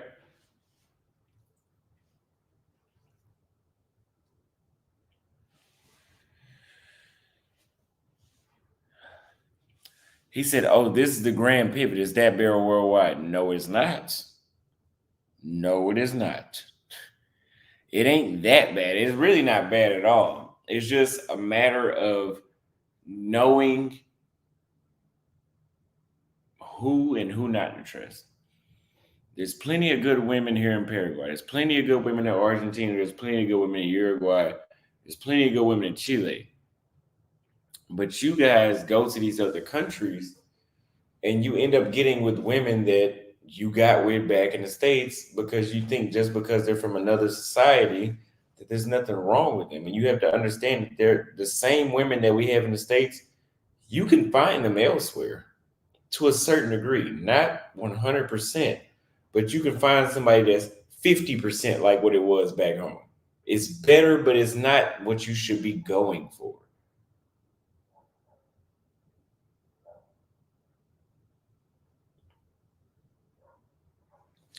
Somebody said, why leave the West if you want hookups? Yeah, don't make it. We just did a whole like 35, 40 minutes about a note that I got left on my card and that I couldn't even get them on the date.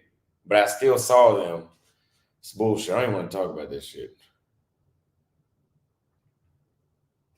Somebody said plenty of good women in the States. Show me where they at. Next super chat. I'm donating because I relate. Let's be real. You have more game than 40-year-old men in this joint. But in real life, black, solid, and established men from the hood with single moms were pound for pound heavyweights. What do you mean pound for pound heavyweights? Thank you for the $20 super chat. Thank you as well. I had a single mother. I mean, I grew up with my father and other men in my family, but I was growing up single mother household, you know. Y'all can have them hookups in Texas.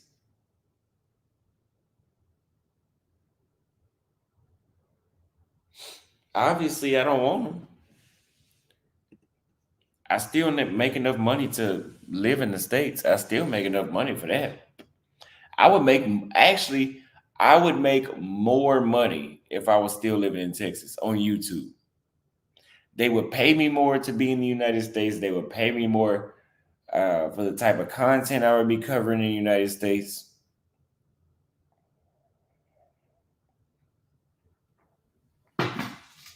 But I choose to make less money to live abroad. Why is that?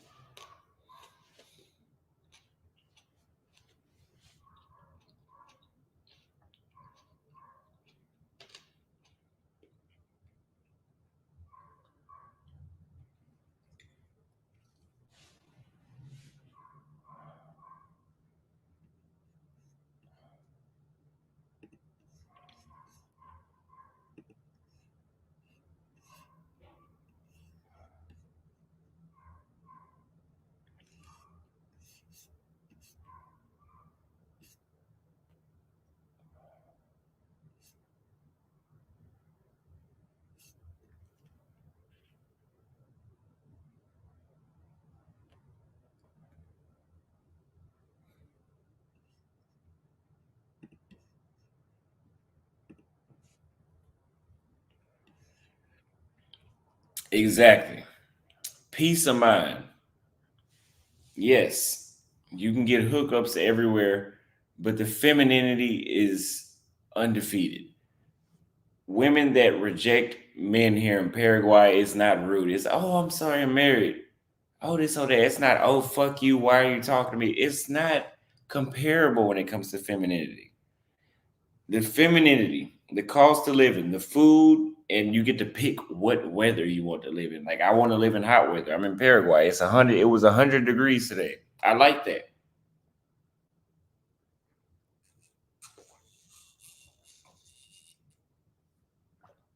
I get to pick. There's a foreign income tax benefit.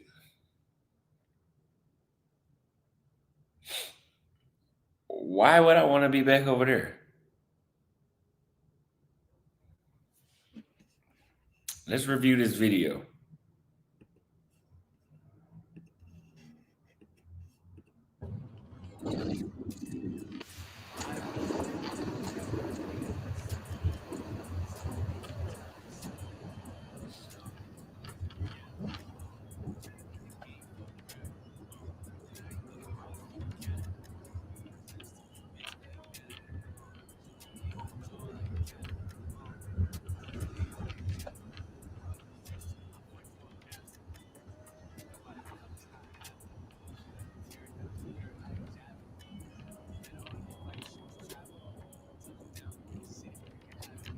Too long.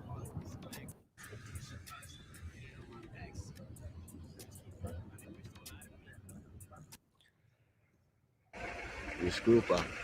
Não, só te avisei, porque se ele visse, ele ia parar a gente, ia achar que tu tava filmando. Se você fosse policial, eu nem vi tu filmando, entendeu? Aí quando eu vi, eu falei pra tu parar de filmar, entendeu? Porque se ele visse, aí pra gente seria perigoso.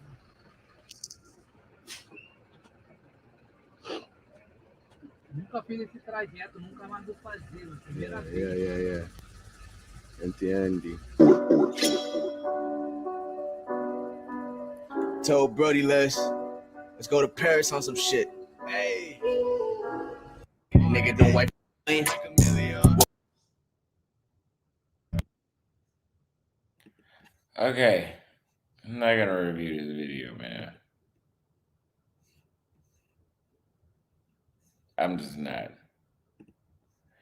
My playbook is hoes and only marry versions. Okay. That's hard to find versions worldwide, I will tell you that. Thank you for the super chat. What is your primary issue with dating in the United States? Everything. The cost, the games, the femininity and the hygiene, and the attitude. Everything. Thank you for the super chat. Final Dominion, thank you for the $2.79 Canadian dollars. Thank you very much. And thank you a second time for would you ever visit Toronto, Canada? Yes, I would. I will be there soon one day.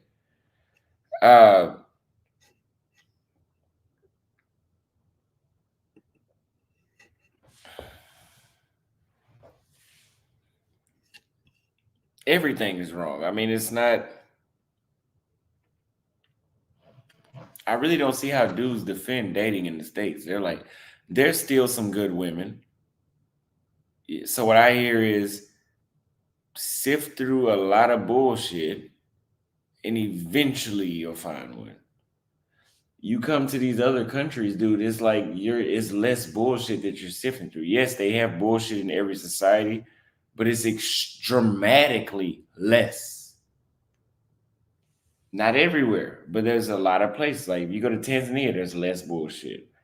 If you go to Uganda, there's less bullshit. You go to Rwanda, there's a lot less bullshit. You go to Paraguay, Uruguay, Chile, there's a lot less bullshit. It just is what it is.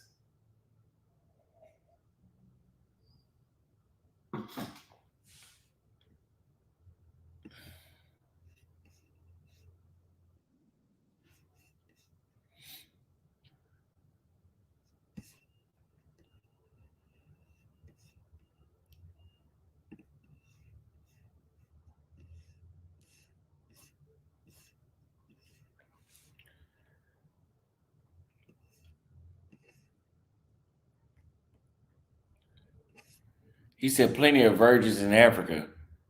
I guess the African countries that are super underdeveloped that people really don't want to go to, then maybe they ain't here. Don't go to Nairobi looking for a virgin. Because you'll be looking like a motherfucker.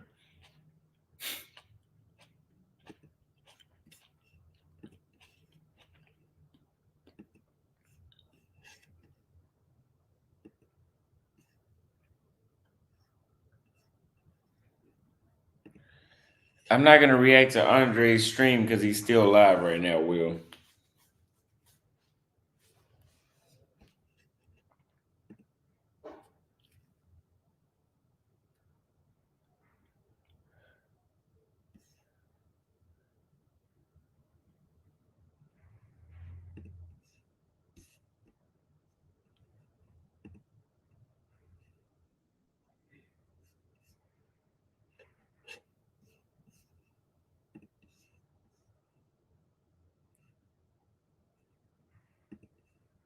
Oh, that was somebody else. I wanted to chime in real quick on something Mariah said.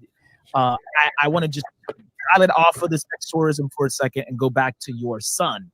I would say, Mariah, you would be doing your son a disservice to tell him to look within himself if he's coming and telling you that he's wanting to get his passport and he wants to explore other options. And this is why I think having your father or asking your father for advice and your mother for advice, but more so your father, especially when it comes to dating, is a lot more important, because your mom's going to sort of give you advice. And again, it's not the worst advice, but I would have expected you to say, Mariah, I would tell him to date women here and use his passport and travel and see the world.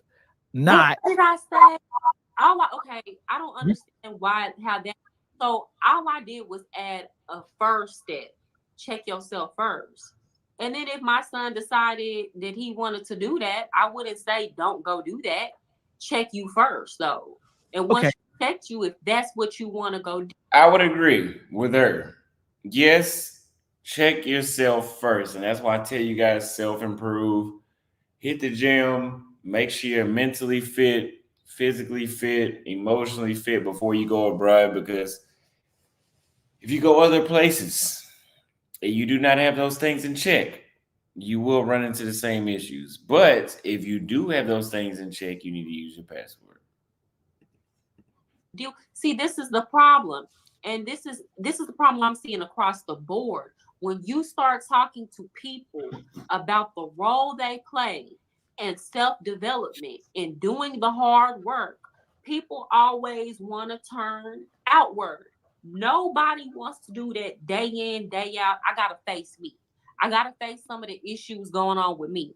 Maybe I could do this better. Maybe I could do that better. People Mariah, take shortcuts. Mariah, you said, I would say it's even. You said, I said, which one is better? You said there isn't much of a difference. I disagree with that. That's inherently false. If we're talking about the laws here, let's just take the women out of it for a second. The laws here are against men. Do you think that the laws here, let me ask you a question for you. Do you think that the laws in the United States for men, when it comes to dating, relationships, marriage, are fair towards men? Yes or no? Yes, and men made these laws. You think that they're fair? It doesn't matter who made them. It doesn't matter who made them. No, I think they're 1,000% fair. We can talk about it, but I, as a matter of fact, I don't think that fair. Far enough. But yeah, I think they're fair. Okay, fine. So, do you think that? Let's take your answer. It's fair. Do you think that if your son went to another country, given that they don't have these same laws, that if he dated a rotten woman, or a woman that you described that would be cheating on him, whatever it is, which we went over this scenario before, that he would get more screwed here? See, what you're doing, Mariah, is you're talking. Look inward as a man. Look inward as a man. I want you to speak a little bit more about the women here who have intentions, the women here who are getting with these guys, these nice guys or whatever it is, and they're screwing them over because they know that the system is against the men. I'm saying that if your son dated here, he's a good guy. He's a good, he's got himself up. He's not an ugly dude. He's a fairly decent looking guy. He's dating here and a woman screws him over here versus screws him over in Medellin or whatever it is, right? Same type of chick. It's inherently worse for him to be here. So it's not better to be here. It's not even.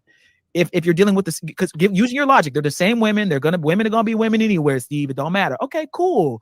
But then there's icing on that cake that men have to realize and go, I'm not saying don't date here. I'm saying find you a good girl anywhere in the world you can find. But to say that it's even is disingenuous. It's not. No, it's not. No, it's not disingenuous. Here's the thing: if I had a son, and there are two things that men complain about how they feel like they're getting got mostly, right? It's on child support, and it's on when a woman marries you. I guess she gets 50-50 or whatever. Y'all feel like women should not be entitled to any of the money a man made. Not any of the money. Well, not half of it. Well, that's fixable with a prenup. All that takes. No, it's not. Not all the time. Not okay. A lot of times, Jeezy has a prenup, and he has to fight that now. He has to. She has a video on Jeezy, by the way. That's fine. Fight it. There are women now who have to pay men 50. Right. Okay. She's saying there's women that have to pay men. Dude. Let's speak in generalizations.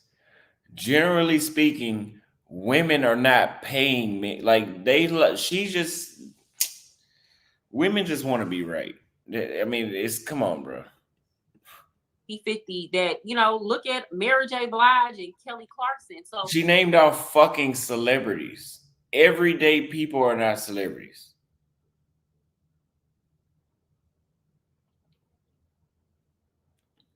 How many women are actually put in that position where they had to pay a man child support? Get the fuck out of here. that works both ways now. But that's the vast minority. That's the vast minority. The vast minority of women have to pay alimony. The vast majority of men have to pay alimony.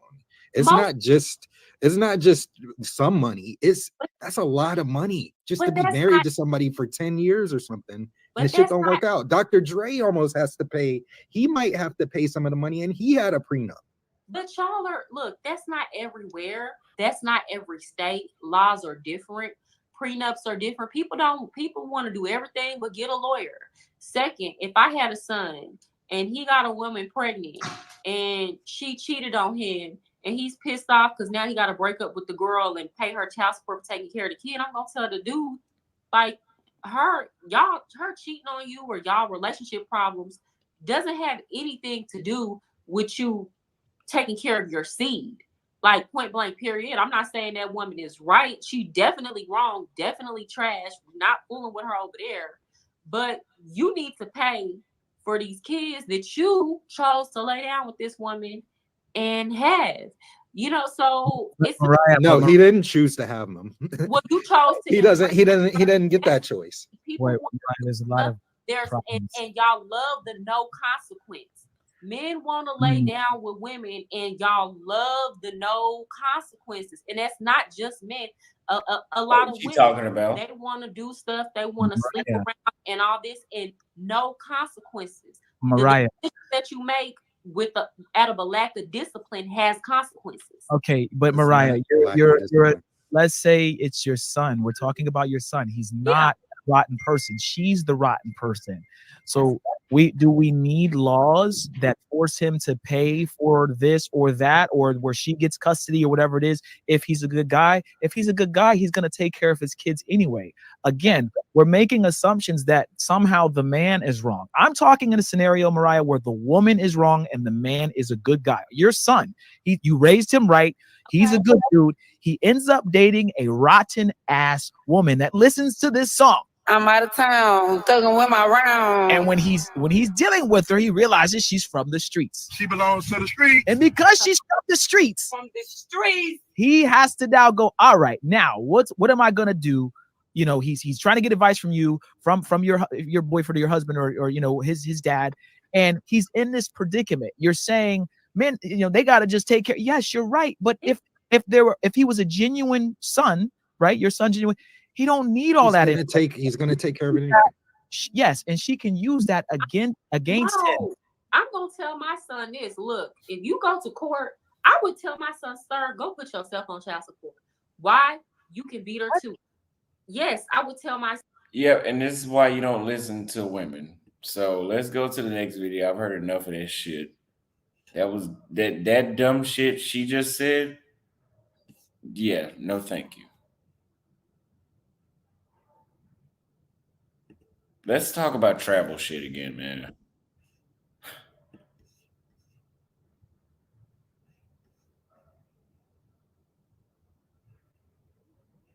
This is why I don't react to this kind of shit.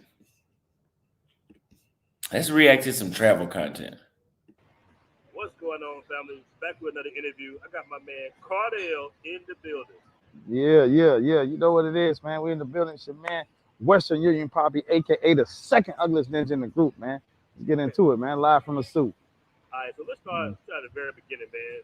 What got you traveling? What got you, getting your passport and traveling overseas?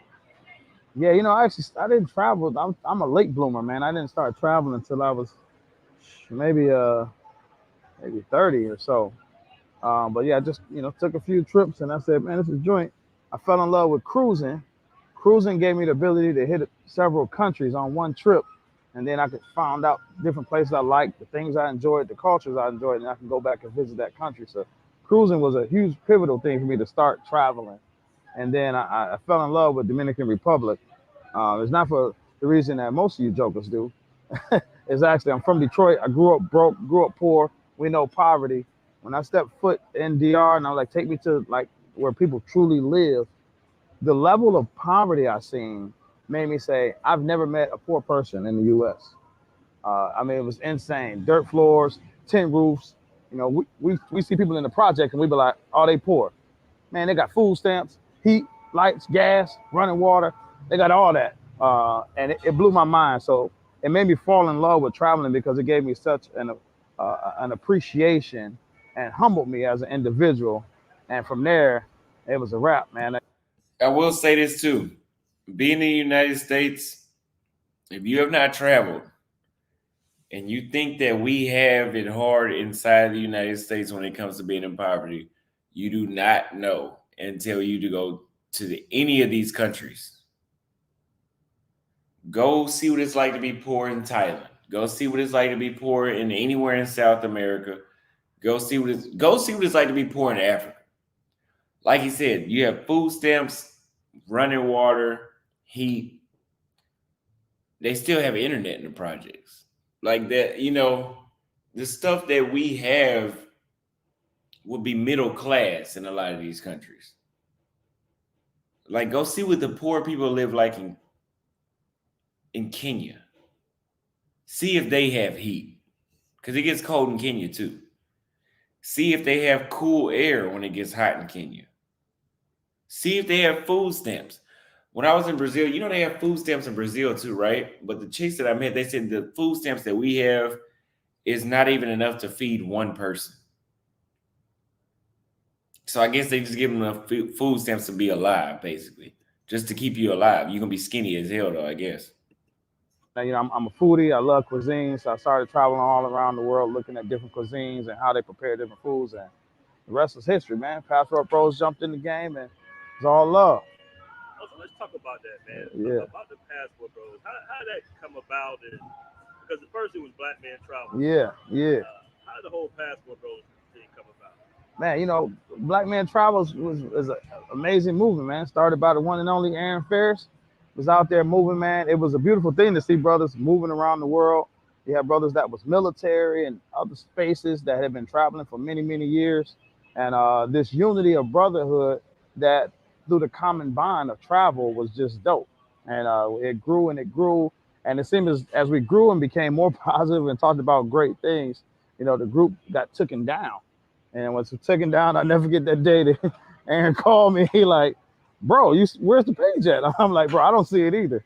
And that was a wrap, man. It was devastating to us because the page was just wiped out, completely gone, man. And then, Aaron was like, what we going to do? We came up with something. Aaron came up with a name, and we started from the bottom, started from scratch again, built it all the way up, man. And then Passport Bros became a more inclusive brand, which was a beautiful thing. So now we got Black Man Travel, still page rocking. If you want to kind of veer off into more things that tie into you as a Black man. And then Passport Bros became a global international brand, man. Passport Bros all around the world now. Did you think it would take off the way it did once we switched the name? Man, nah, man. We was just having fun, traveling, talking about money, business, and that was that, man. We had a nice group. Obviously, we started from scratch. It was 0 people, and then 100, then 200, 300, 500, 1,000.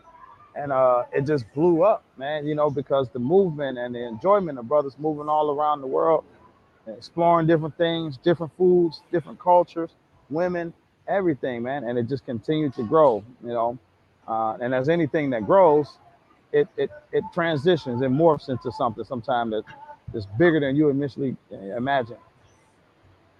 Excellent. Yeah. And tell us a little bit about your business, man. We're here at Wings and Waffles. Tell us a little bit about the business. Yeah, for sure, man. Wings and Waffles is my restaurant here in Sosua, Dominican Republic. I said before, I've always been a foodie. I enjoy great foods. And I was like, I want to bring some home here, right? So you can get a lot of your Southern classics, your shrimp and grits, fish and grits, fish and spaghetti for all my Midwest cats, man. And of course, our featured item is Wings and Waffles. So excellent, hand battered chicken, man, and fresh homemade waffles on a daily basis. We got it rocking over here for you, man. And a great plethora of dishes. Have been an amazing journey thus far. About a year and a half in the game, a little over a year and a half in the game, man. It's been excellent, man. Appreciate everybody that come through, man. Show love. It's just good vibes, good energy. and good food, and that's what we all about, man. And then the events go crazy. So, oh, you got to make it over here for one of the major holidays. Super Bowl's coming up. If you're around, come through for Super Bowl. Now we've been promoting like brothers building businesses overseas, everything, but Yeah. we get a lot of slack because they say it's not true. Guys just traveling for women, fast women, all that. But you have a business here, and you do Yeah. business here actually in the Dominican Republic as well, as far as real estate as well. Yeah, absolutely. It's the negative things always kind of stand out, right? People gravitate towards negativity, but there's tons of brothers around making moves. And the first part of travel is understanding the opportunity. So you need to get out and travel around and see all these additional opportunities. Like I say, I do real estate here. I started with real estate at home. I still do real estate in Detroit and DC, but there's tons of real estate opportunities here and all around the world. There's tons of business opportunities here and all around the world. The first business I started here was actually a hair store.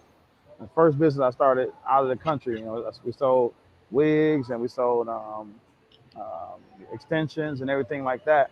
Just test out and understand the culture and stuff like that. So if you are looking at business, you want to take your time, travel, understand the culture, understand the people. And what I mean by the culture is different. As Americans, we like go, go, go, get this done.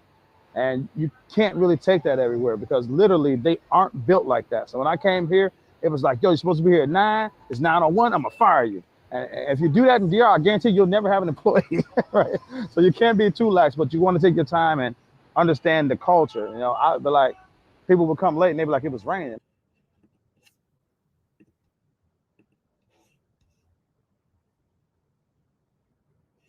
Go on to the next video.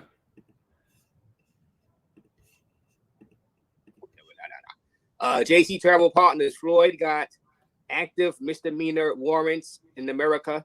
No, you're not on a run, right? You're not on a run out there, from America, right? I don't know what he's talking about.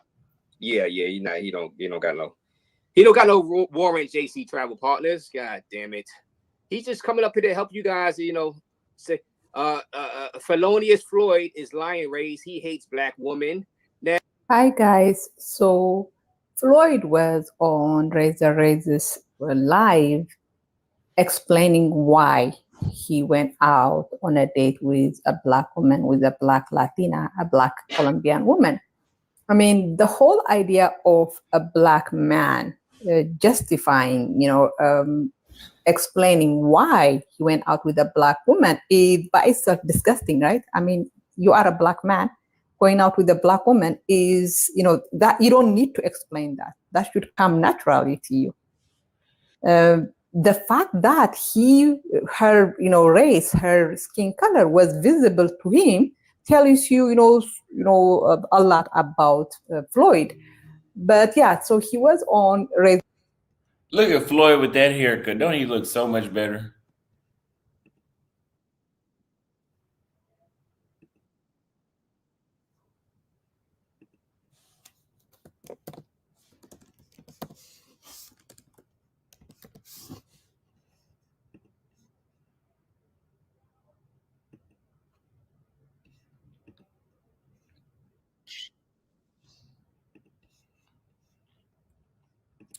So here is a video about a American, I'm assuming, that killed his Colombian girlfriend.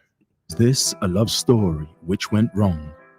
For the past week, Colombia has been in shock and in deep pain over the loss of a young Latina woman at the hands of her American boyfriend. There is no other way to describe this. He is a monster, cold-hearted, callous, and a manipulator. And so what triggered this man to commit this heinous crime and reveal himself as evil manifested? In this documentary, we bring to you the complete story and a breakdown of events which led to this horrific incident. Some say we all have a monster within us, but the difference is the ability to control it. John Paulus, arrested at Tocumen International Airport, Panama, for the murder of his girlfriend, Valentina Tres Palacios. And so the question remains, why did John do it? Why did this presumably ordinary-looking man snap and commit one of the most heinous crimes as a tourist in Colombia. Born in 1987 in Wisconsin, John Paulus is now 35 years old. Divorced from his wife Ashley in January 2021, he is a father of 3.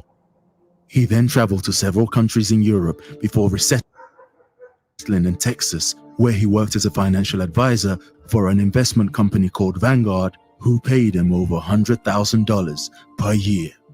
He was solo in Texas, tired of the dating scene in the United States, and so he took to Tinder. His region is set to Bogota, Colombia, and so he just may have found someone. He is now chatting with Valentina Tres Palacios, a 23-year-old Latina DJ born and raised in Bogota, in Colombia. She was very popular in the nightlife scene, especially as a DJ for electronica music. She DJ'd in various clubs around the city. It's reported she won the Breakthrough DJ Award at the Columbia Dance Awards in 2019, and she was gaining recognition as an up-and-coming DJ in a Colombian dance genre known as guaracha. Valentina, who was very outgoing, was a very lively and friendly person, and that's how she met with John. This relationship, which only lasted for 8 months, from around April or May 2022 to January 2023, began with a message from John and a response from Valentina. They had been messaging and talking to each other for a while. John really liked Valentina, and so he showered her with gifts and cash weekly. And then he invited her over to Mexico for a vacation. This was the first time he was to meet with Valentina. He wined and dined her, spending lots of cash, buying her gifts. He was smitten by Valentina. For John, this was a promising start of a new relationship. They both returned from Mexico and the relationship blossomed. They were now texting each other and talking to each other more frequently. He loved the attention from Valentina. She made him feel like no other woman could do the same. And so just 2 months into the relationship, he asked her to marry him. He had finally met a good submissive. 2 weeks, and this is exactly what the fuck I was just talking about. You guys see me with a chick in Africa, first video. Austin, that's a good woman. Don't break her. You don't know shit about her. God damn it. 2 weeks?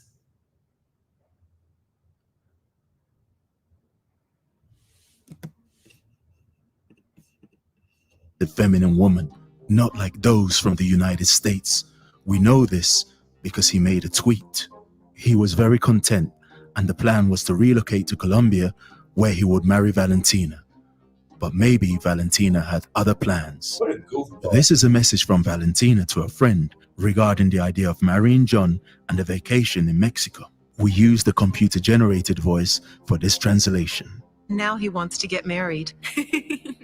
He was a little bit upset because I didn't even give him a single kiss, didn't even do anything. And he said, I know that you are not attracted to me, so you don't have to pretend. At this point, it's unclear how Valentina really felt for John, but for John, it didn't matter. He continued spending cash on Valentina. He paid for all her cosmetic surgeries, liposuction, breast enhancement, you name it, he did it, and he was happy. I mean, from his perspective, this was going to be his wife, and so he wanted her to look and feel good. At this point, it was alleged Valentina agreed to marry him, but was it for love or for something else? This is a sworn statement made by Valentina. And this is why I tell you guys, because y'all be, oh, the good women make y'all wait. These are the dudes that say that. These are the dudes that say, oh, if she's really worth it, she'll make you wait. These are the guys that say that.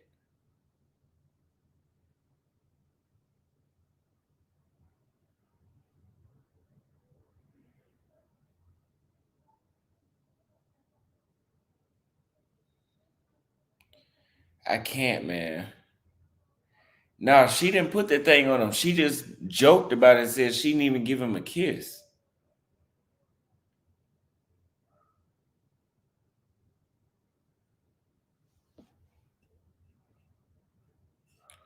These are the dudes that should not be traveling.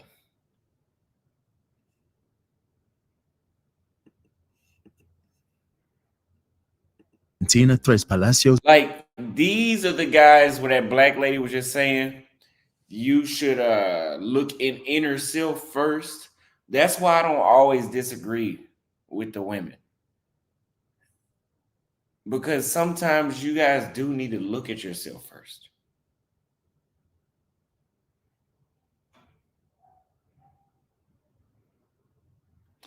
I'm smoking on it's a cheap one. It's a Arturo Fuente Special. But next, I'm going to do this last call. It's called last call for a reason, because once you smoke this one, you just start thinking. And then I got to end the live stream. Guys, if you know a guy like this, do not let him travel, please. He's fucking it up for everybody. His best friend, which was handed to the Fiscalia or the prosecution. The document reveals certain details about John and Valentina's relationship, including the discovery that she has a lover. Santiago Luna, a flashy 31-year-old from Bogota. Santiago Luna leads a true playboy lifestyle. Vacations, trips abroad. I mean, you literally see him on Instagram celebrating the purchase of a new car like it was a commercial. He is flashy, he's confident, he's good looking. He runs businesses to do with investment in cannabis and cryptocurrency. He's successful, a ladies' man, the complete opposite of John Paulus. And Valentina Tres Palacios, she liked Santiago Luna. And who wouldn't? Because this was a young guy who bragged about making $300,000 last year. Santiago Luna is all about lifestyle, trips abroad, and making money. And for many young women in Colombia, that's an attractive lifestyle. Santiago's relationship with Valentina had no official status apart from being lovers. And so the trip to Aruba, a small island in the Caribbean. Valentina had led John to believe that she was performing a set on the island. John, unaware, even sent her $1,700 for support with her travel expenses outside the country. But the reality was that Valentina was on vacation with Santiago Luna in Aruba. It's important to note that John was very possessive and controlling, often demanding late-night video calls with Valentina, and so it must have been very difficult for her to hide her relationship with Santiago Luna. But she did, or so she thought. John was getting suspicious, and it's possible that he knew about Santiago Luna and Valentina. Now back in Bogota, 2 days before John's arrival back into Colombia to live with and marry Valentina, Valentina spends the nights of 18th and 19th January with her lover Santiago Luna. But John had a trick up his sleeve. He had hired a private investigator to monitor the movements of Valentina Tres Palacios. And so it's possible he knew everything which was happening behind his back. And so it's possible his actions were premeditated. And so as expected, on 19th January 2023, John boarded a flight to Bogota, Colombia.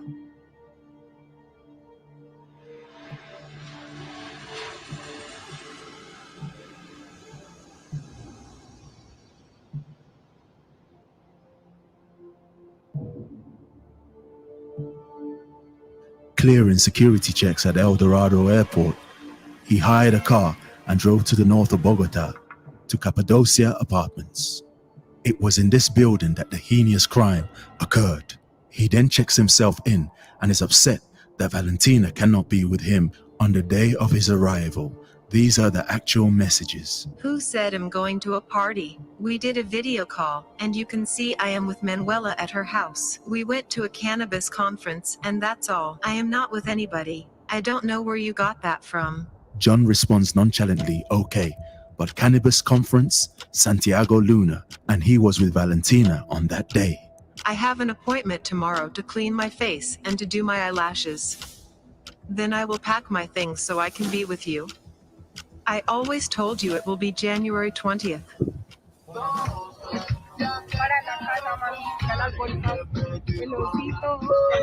And so on January 20th, Valentina is reunited with John. And this was her final video message, which she forwarded to her mother. She had told Santiago Luna that she's going to be living with a friend in a new apartment. He offered to help her pack her things, but she declined. These are the final 24 hours for Valentina. They arrive at the apartment and everything is normal. Just to note, the following day, 21st January at 2:20 p.m., Santiago Luna texts Valentina. She was upset because he had had dinner with other women. Later on that night, Valentina and John head to Club Nexus where Valentina works. As usual, he was being controlling and possessive. He wouldn't let her out of his sight, and so Valentina was uncomfortable. And so they went home, and this is the final image of Valentina captured on CCTV. On that night, they made love, and it is alleged that while Valentina was sleeping, John had enough. He saw further messages evidencing Valentina's cheating, and so he put his hand around her neck until she stopped breathing, and then he put her body in his suitcase. It is believed John was aware of Santiago Luna and was jealous of him.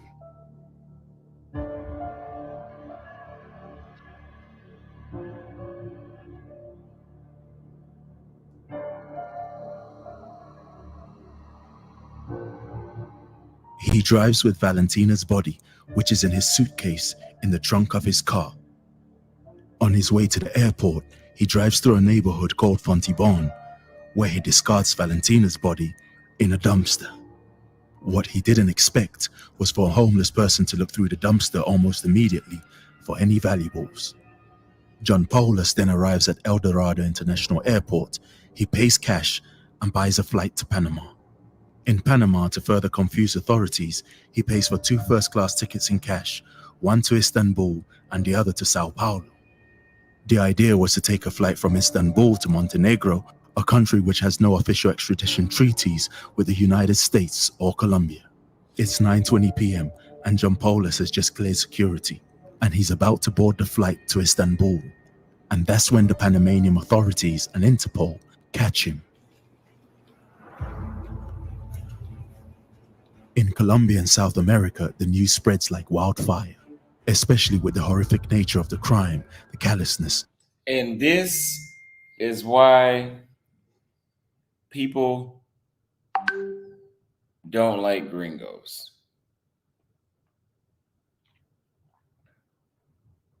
This is why.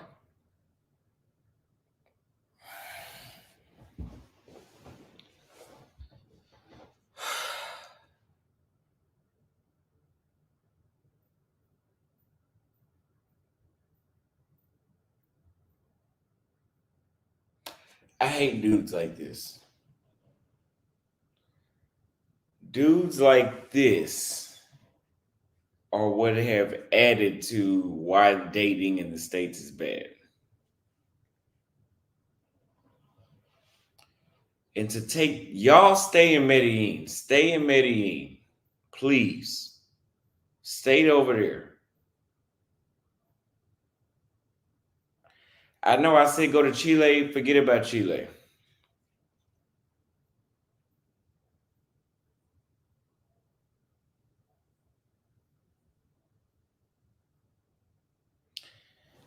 Go to Medellin on extreme caution. But I think that now that I'm seeing shit like this, I think the dudes that are getting drugged and all that are these guys. Fucking idiots.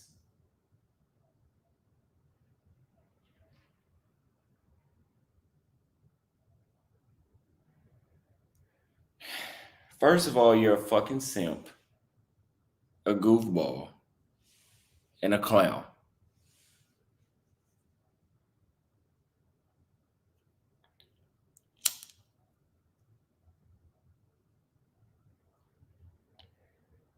Second, you kill a chick because she cheated on you.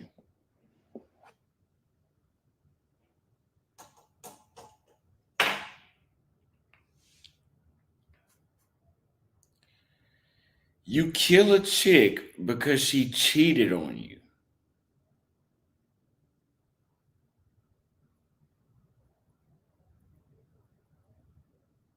Are you fucking kidding me?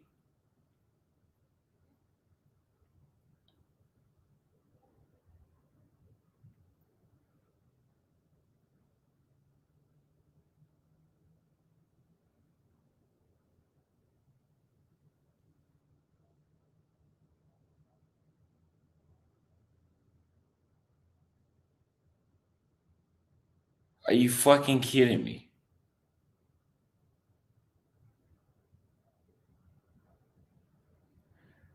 You knew her in 2 weeks.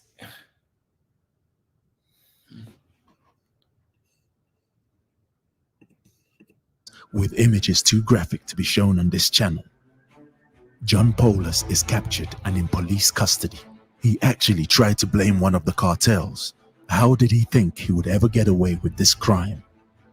From Panama, he's transferred on a flight straight back to Colombia. The media is in a frenzy. The monster has been captured. He looks so innocent, yet so dangerous, so heartless, and regardless of the situation, there are no excuses for what he did. This was a crime of passion, born from jealousy and the feeling of being inadequate. Jean Paulus's actions not only show a man who is weak, it also revealed a man who deep down is a monster. And stop calling these motherfuckers passport bros. And this is why, guys, we're going to start our own shit.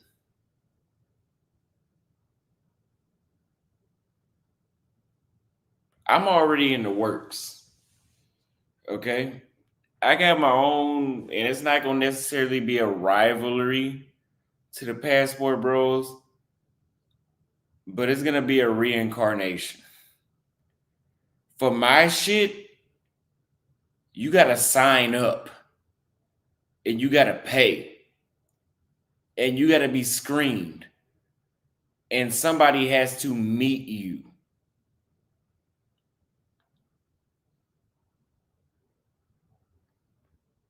You see, motherfuckers like this, we snitching on. Oh, I'm gonna snitch like a bitch.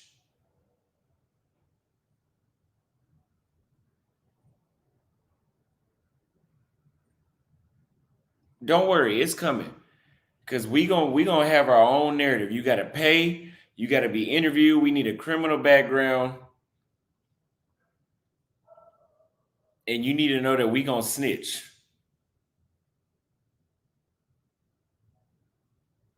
We gonna turn our back on you quick.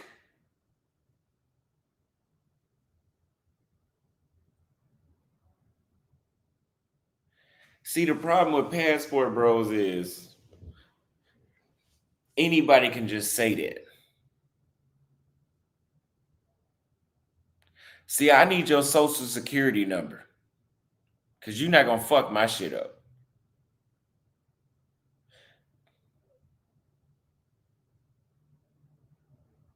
Because I'm snitching.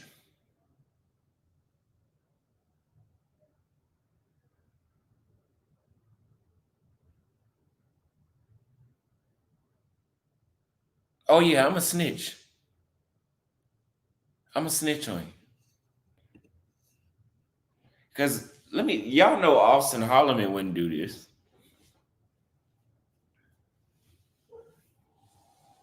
See, if a chick, first of all, I'm not gonna, this dude is just a goofball.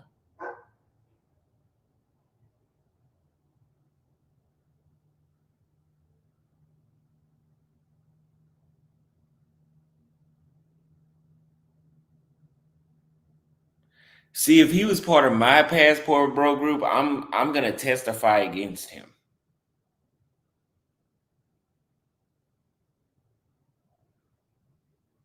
I'm not having this kind of shit. Don't worry, it's coming. We're gonna let y'all know when it's coming.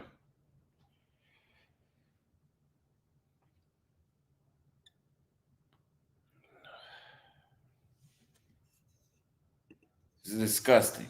This is a fucking weirdo and a fucking loser and a fucking bastard.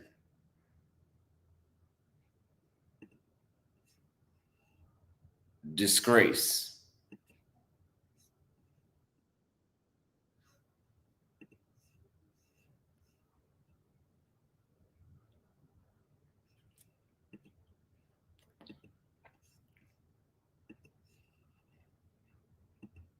on the dot. In this video, Save, aka Dr. Travel, and Obi will be reviewing the only video footage of the girls that drugged and robbed him. If you haven't watched the full interview, do that now by clicking in the description, the link below. Save was robbed of $20,000 by the two girls you will see in this video. And so we're going to be reviewing a short snippet of this video to understand how it happened. Yeah. So if there are still people that are busted, and I'm not talking about like he caught them. Those chicks are busted. Why were they in his apartment anyway? doubting my story, you can see this yellow bag which I have here. It's the same one. Yep. I can see it. Yeah. You can see it. Yep, it's the same one. So, Right, so yeah, this was Pamela. This girl was Pamela, and she told me that she's. But I'm not gonna lie to y'all. I had to learn. I fucked with bottom feeders before too. That's why I've got online and I've talked about why you shouldn't. But y'all are older than me. I'm 24, 23 at the time too. Y'all supposed to know better. See, I'm learning. This should not we brag about it. Your dollar goes far. Your socioeconomic status is higher. But this is what you got in your room. Two busted chicks. Higher socioeconomic status, two busted chicks. That's what you got. So much for being American. Self-employed and has a hair salon. So Pamela's the one. I don't give a fuck what she got. Topless, like I don't know if it's just a bra or what she's wearing. Right. So she's the one like right there with the blue kind of. Yeah, maybe she's even preparing the scopolamine drink in this moment. I cannot say. Right. Because she's standing in front of the fridge. So where were you sitting in this clip? You know what? I think I'm gonna mic myself up. Where's my own mic? Okay. So let's go. So where were you sitting in all of this stuff? I was sitting on this couch, like next to my yellow bag. Right, and this is, we can see in the corner right there, right? Yeah. That's the kitchen area. That's the kitchen area, yeah. So that's where they were preparing the drink. Yes. Right? And I'm standing on the balcony, by the way. Oh, right. So you gone to the balcony. No. He said age and lived experience are two different things. No, sir. This dude looks like he's well into his mid-30s. There's no way in hell by 21 I've outlived you. It's impossible. It's impossible.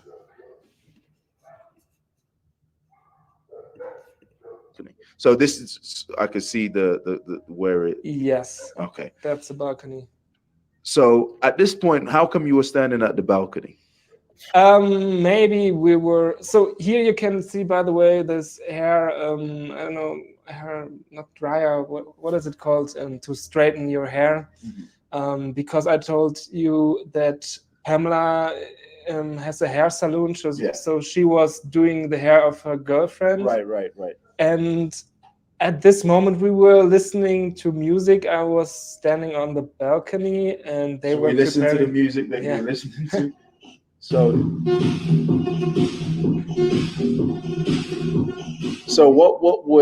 what music was it? Electronic. Electronic music. I like electronic music. We were talking about it, and she put electronic music on. It's impossible. Like it was not my. I don't know the song. They put it on. You're not going to convince me that you lived 15 years longer than me, 14, 15 years longer than me. There's no way in hell you just sat in front of a computer.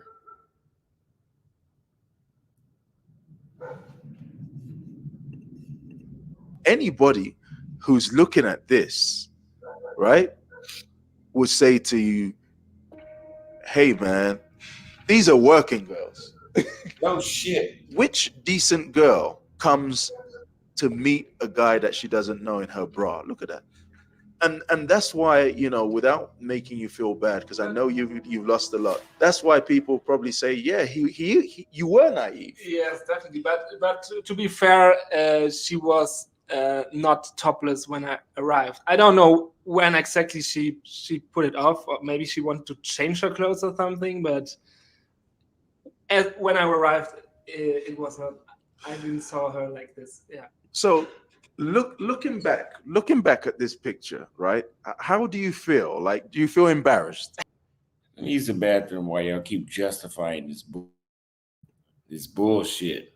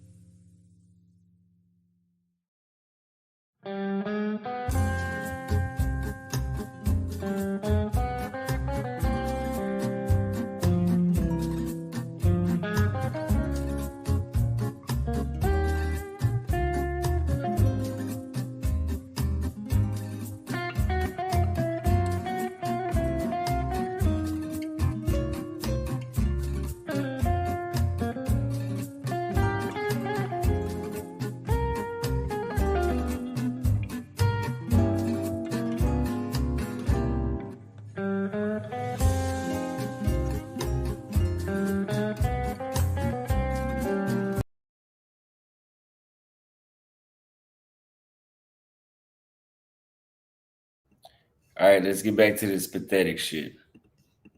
Yeah, kind of. But also now it's kind of funny, although the whole story is not funny, but it is funny since I know I was quite happy in this moment to like be at the place and having a house party. Like You felt like how I felt when I first came to Colombia, where you know you get some girls giving you all of this attention, and then you're showing your friends like back home, hey, look at these beautiful girls. So right now you can see her. She's over there. She's looks like preparing something. There's a cup right there. Yes, definitely a drink or yeah.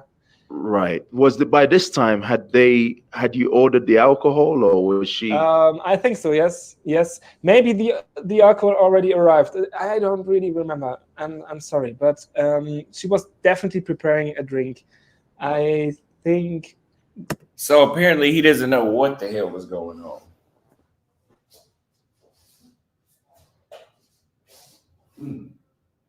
Fucking beat him flew in here. Hold on.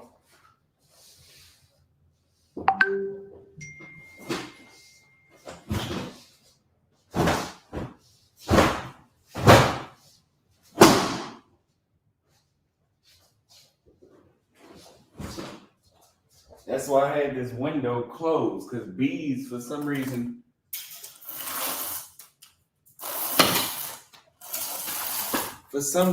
bees fly in the house at nighttime and not during the day. either the soft drink or this drink we ordered, but we never drink the drink that we ordered. Okay. And then when you finished filming this video, you went back and sat down on that couch. Yes. Right Yes, over here. yes.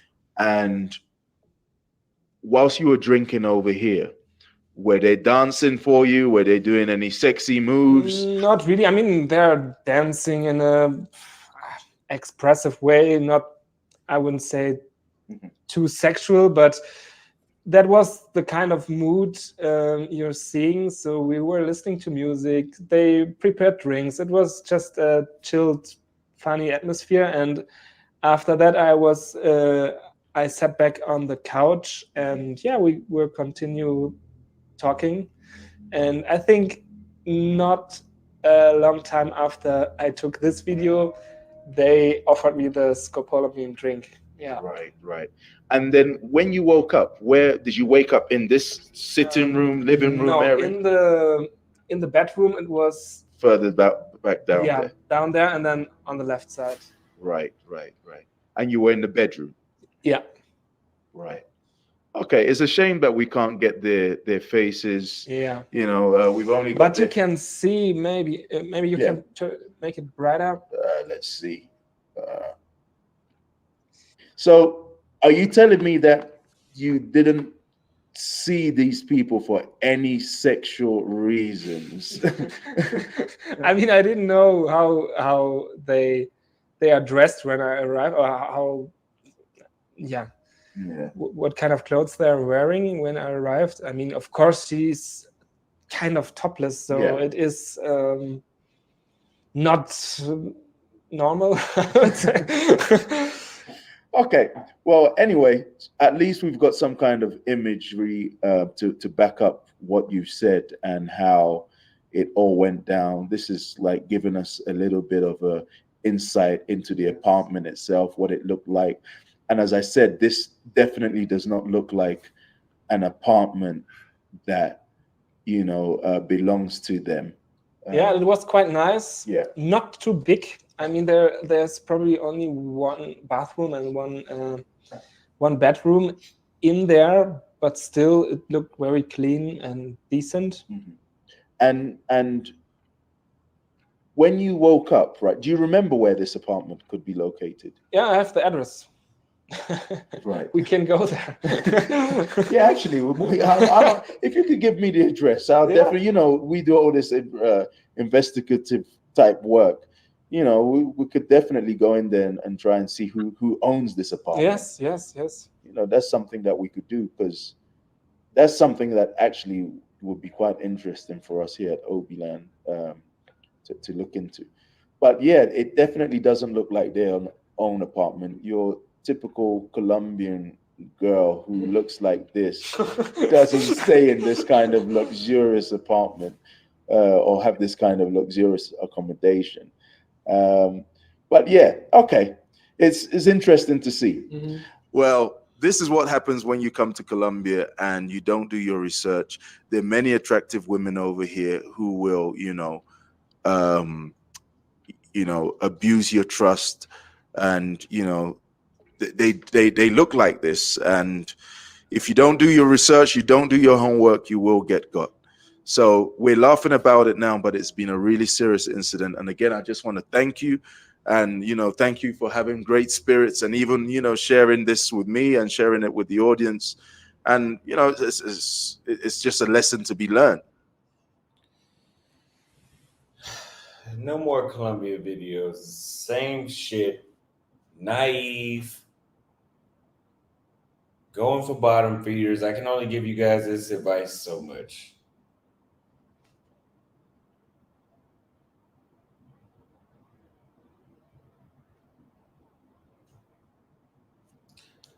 Put a 1 in the chat if you want to see one more.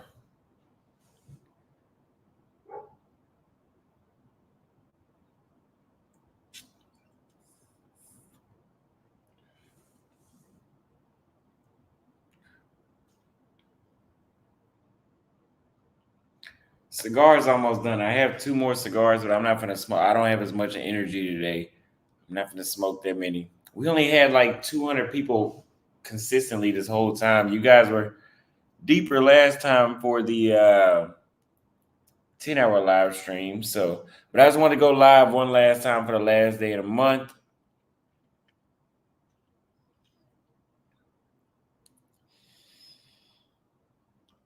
Let me know what you guys want to talk about in the chat before I wrap it up.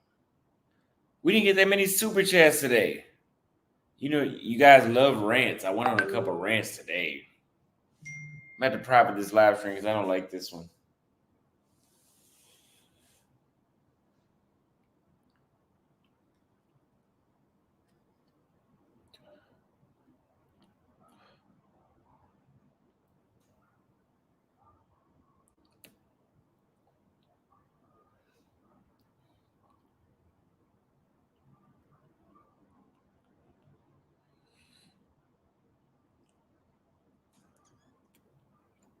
I think my next live will be right before I go to Bolivia or when I get to Bolivia.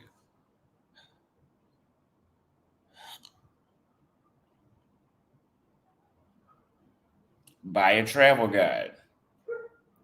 We made the Columbia safety kit for $1. It could buy you guys a lot of this situation. We talk about bringing 2 women back home, what to do in that situation.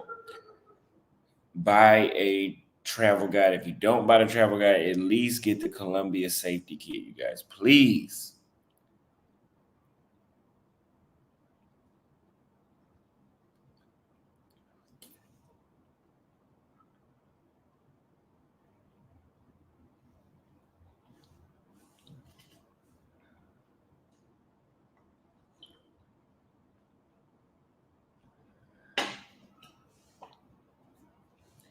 Let's check Floyd's live. I haven't seen Floyd. I went to his channel. I did not see his live.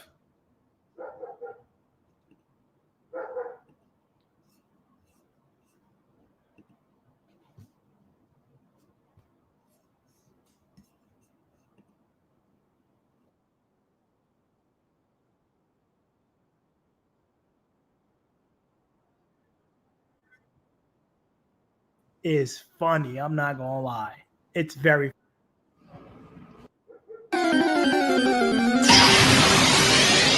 Bonita mujer, bonita mujer. Whoever made this is funny. I'm not gonna lie. It's very funny. Hope you enjoyed it. Bonita mujer, bonita mujer. Whoever made this is funny. I'm not gonna lie. It's very funny. Hope you enjoyed it. I don't see no Floyd live.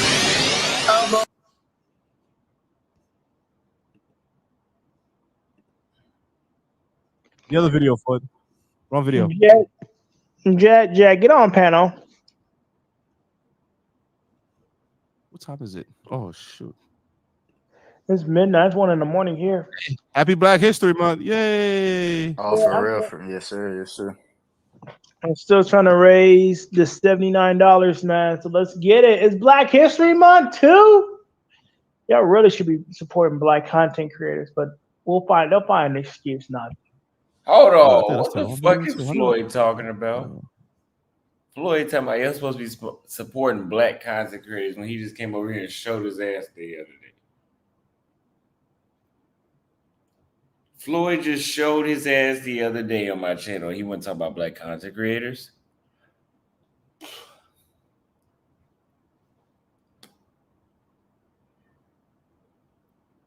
He just showed his ass.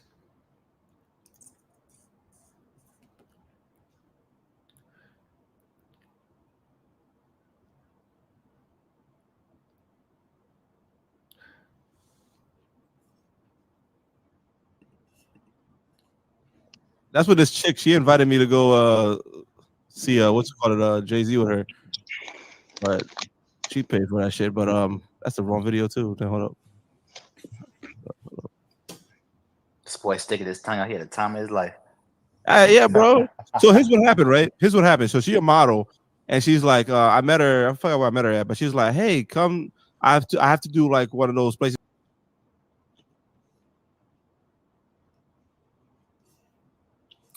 Well, you guys,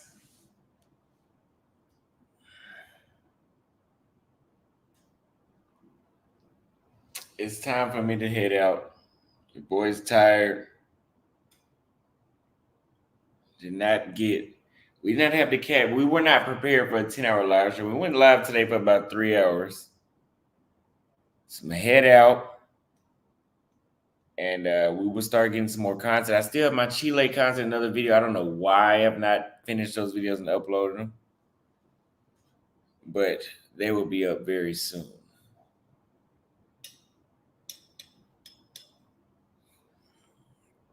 But I'm gonna get up and get to work in the morning. I love you guys. I'll see you guys next time. I'm going to take down this live stream because it was not just a freestyle live stream today. So I'll see you guys next time.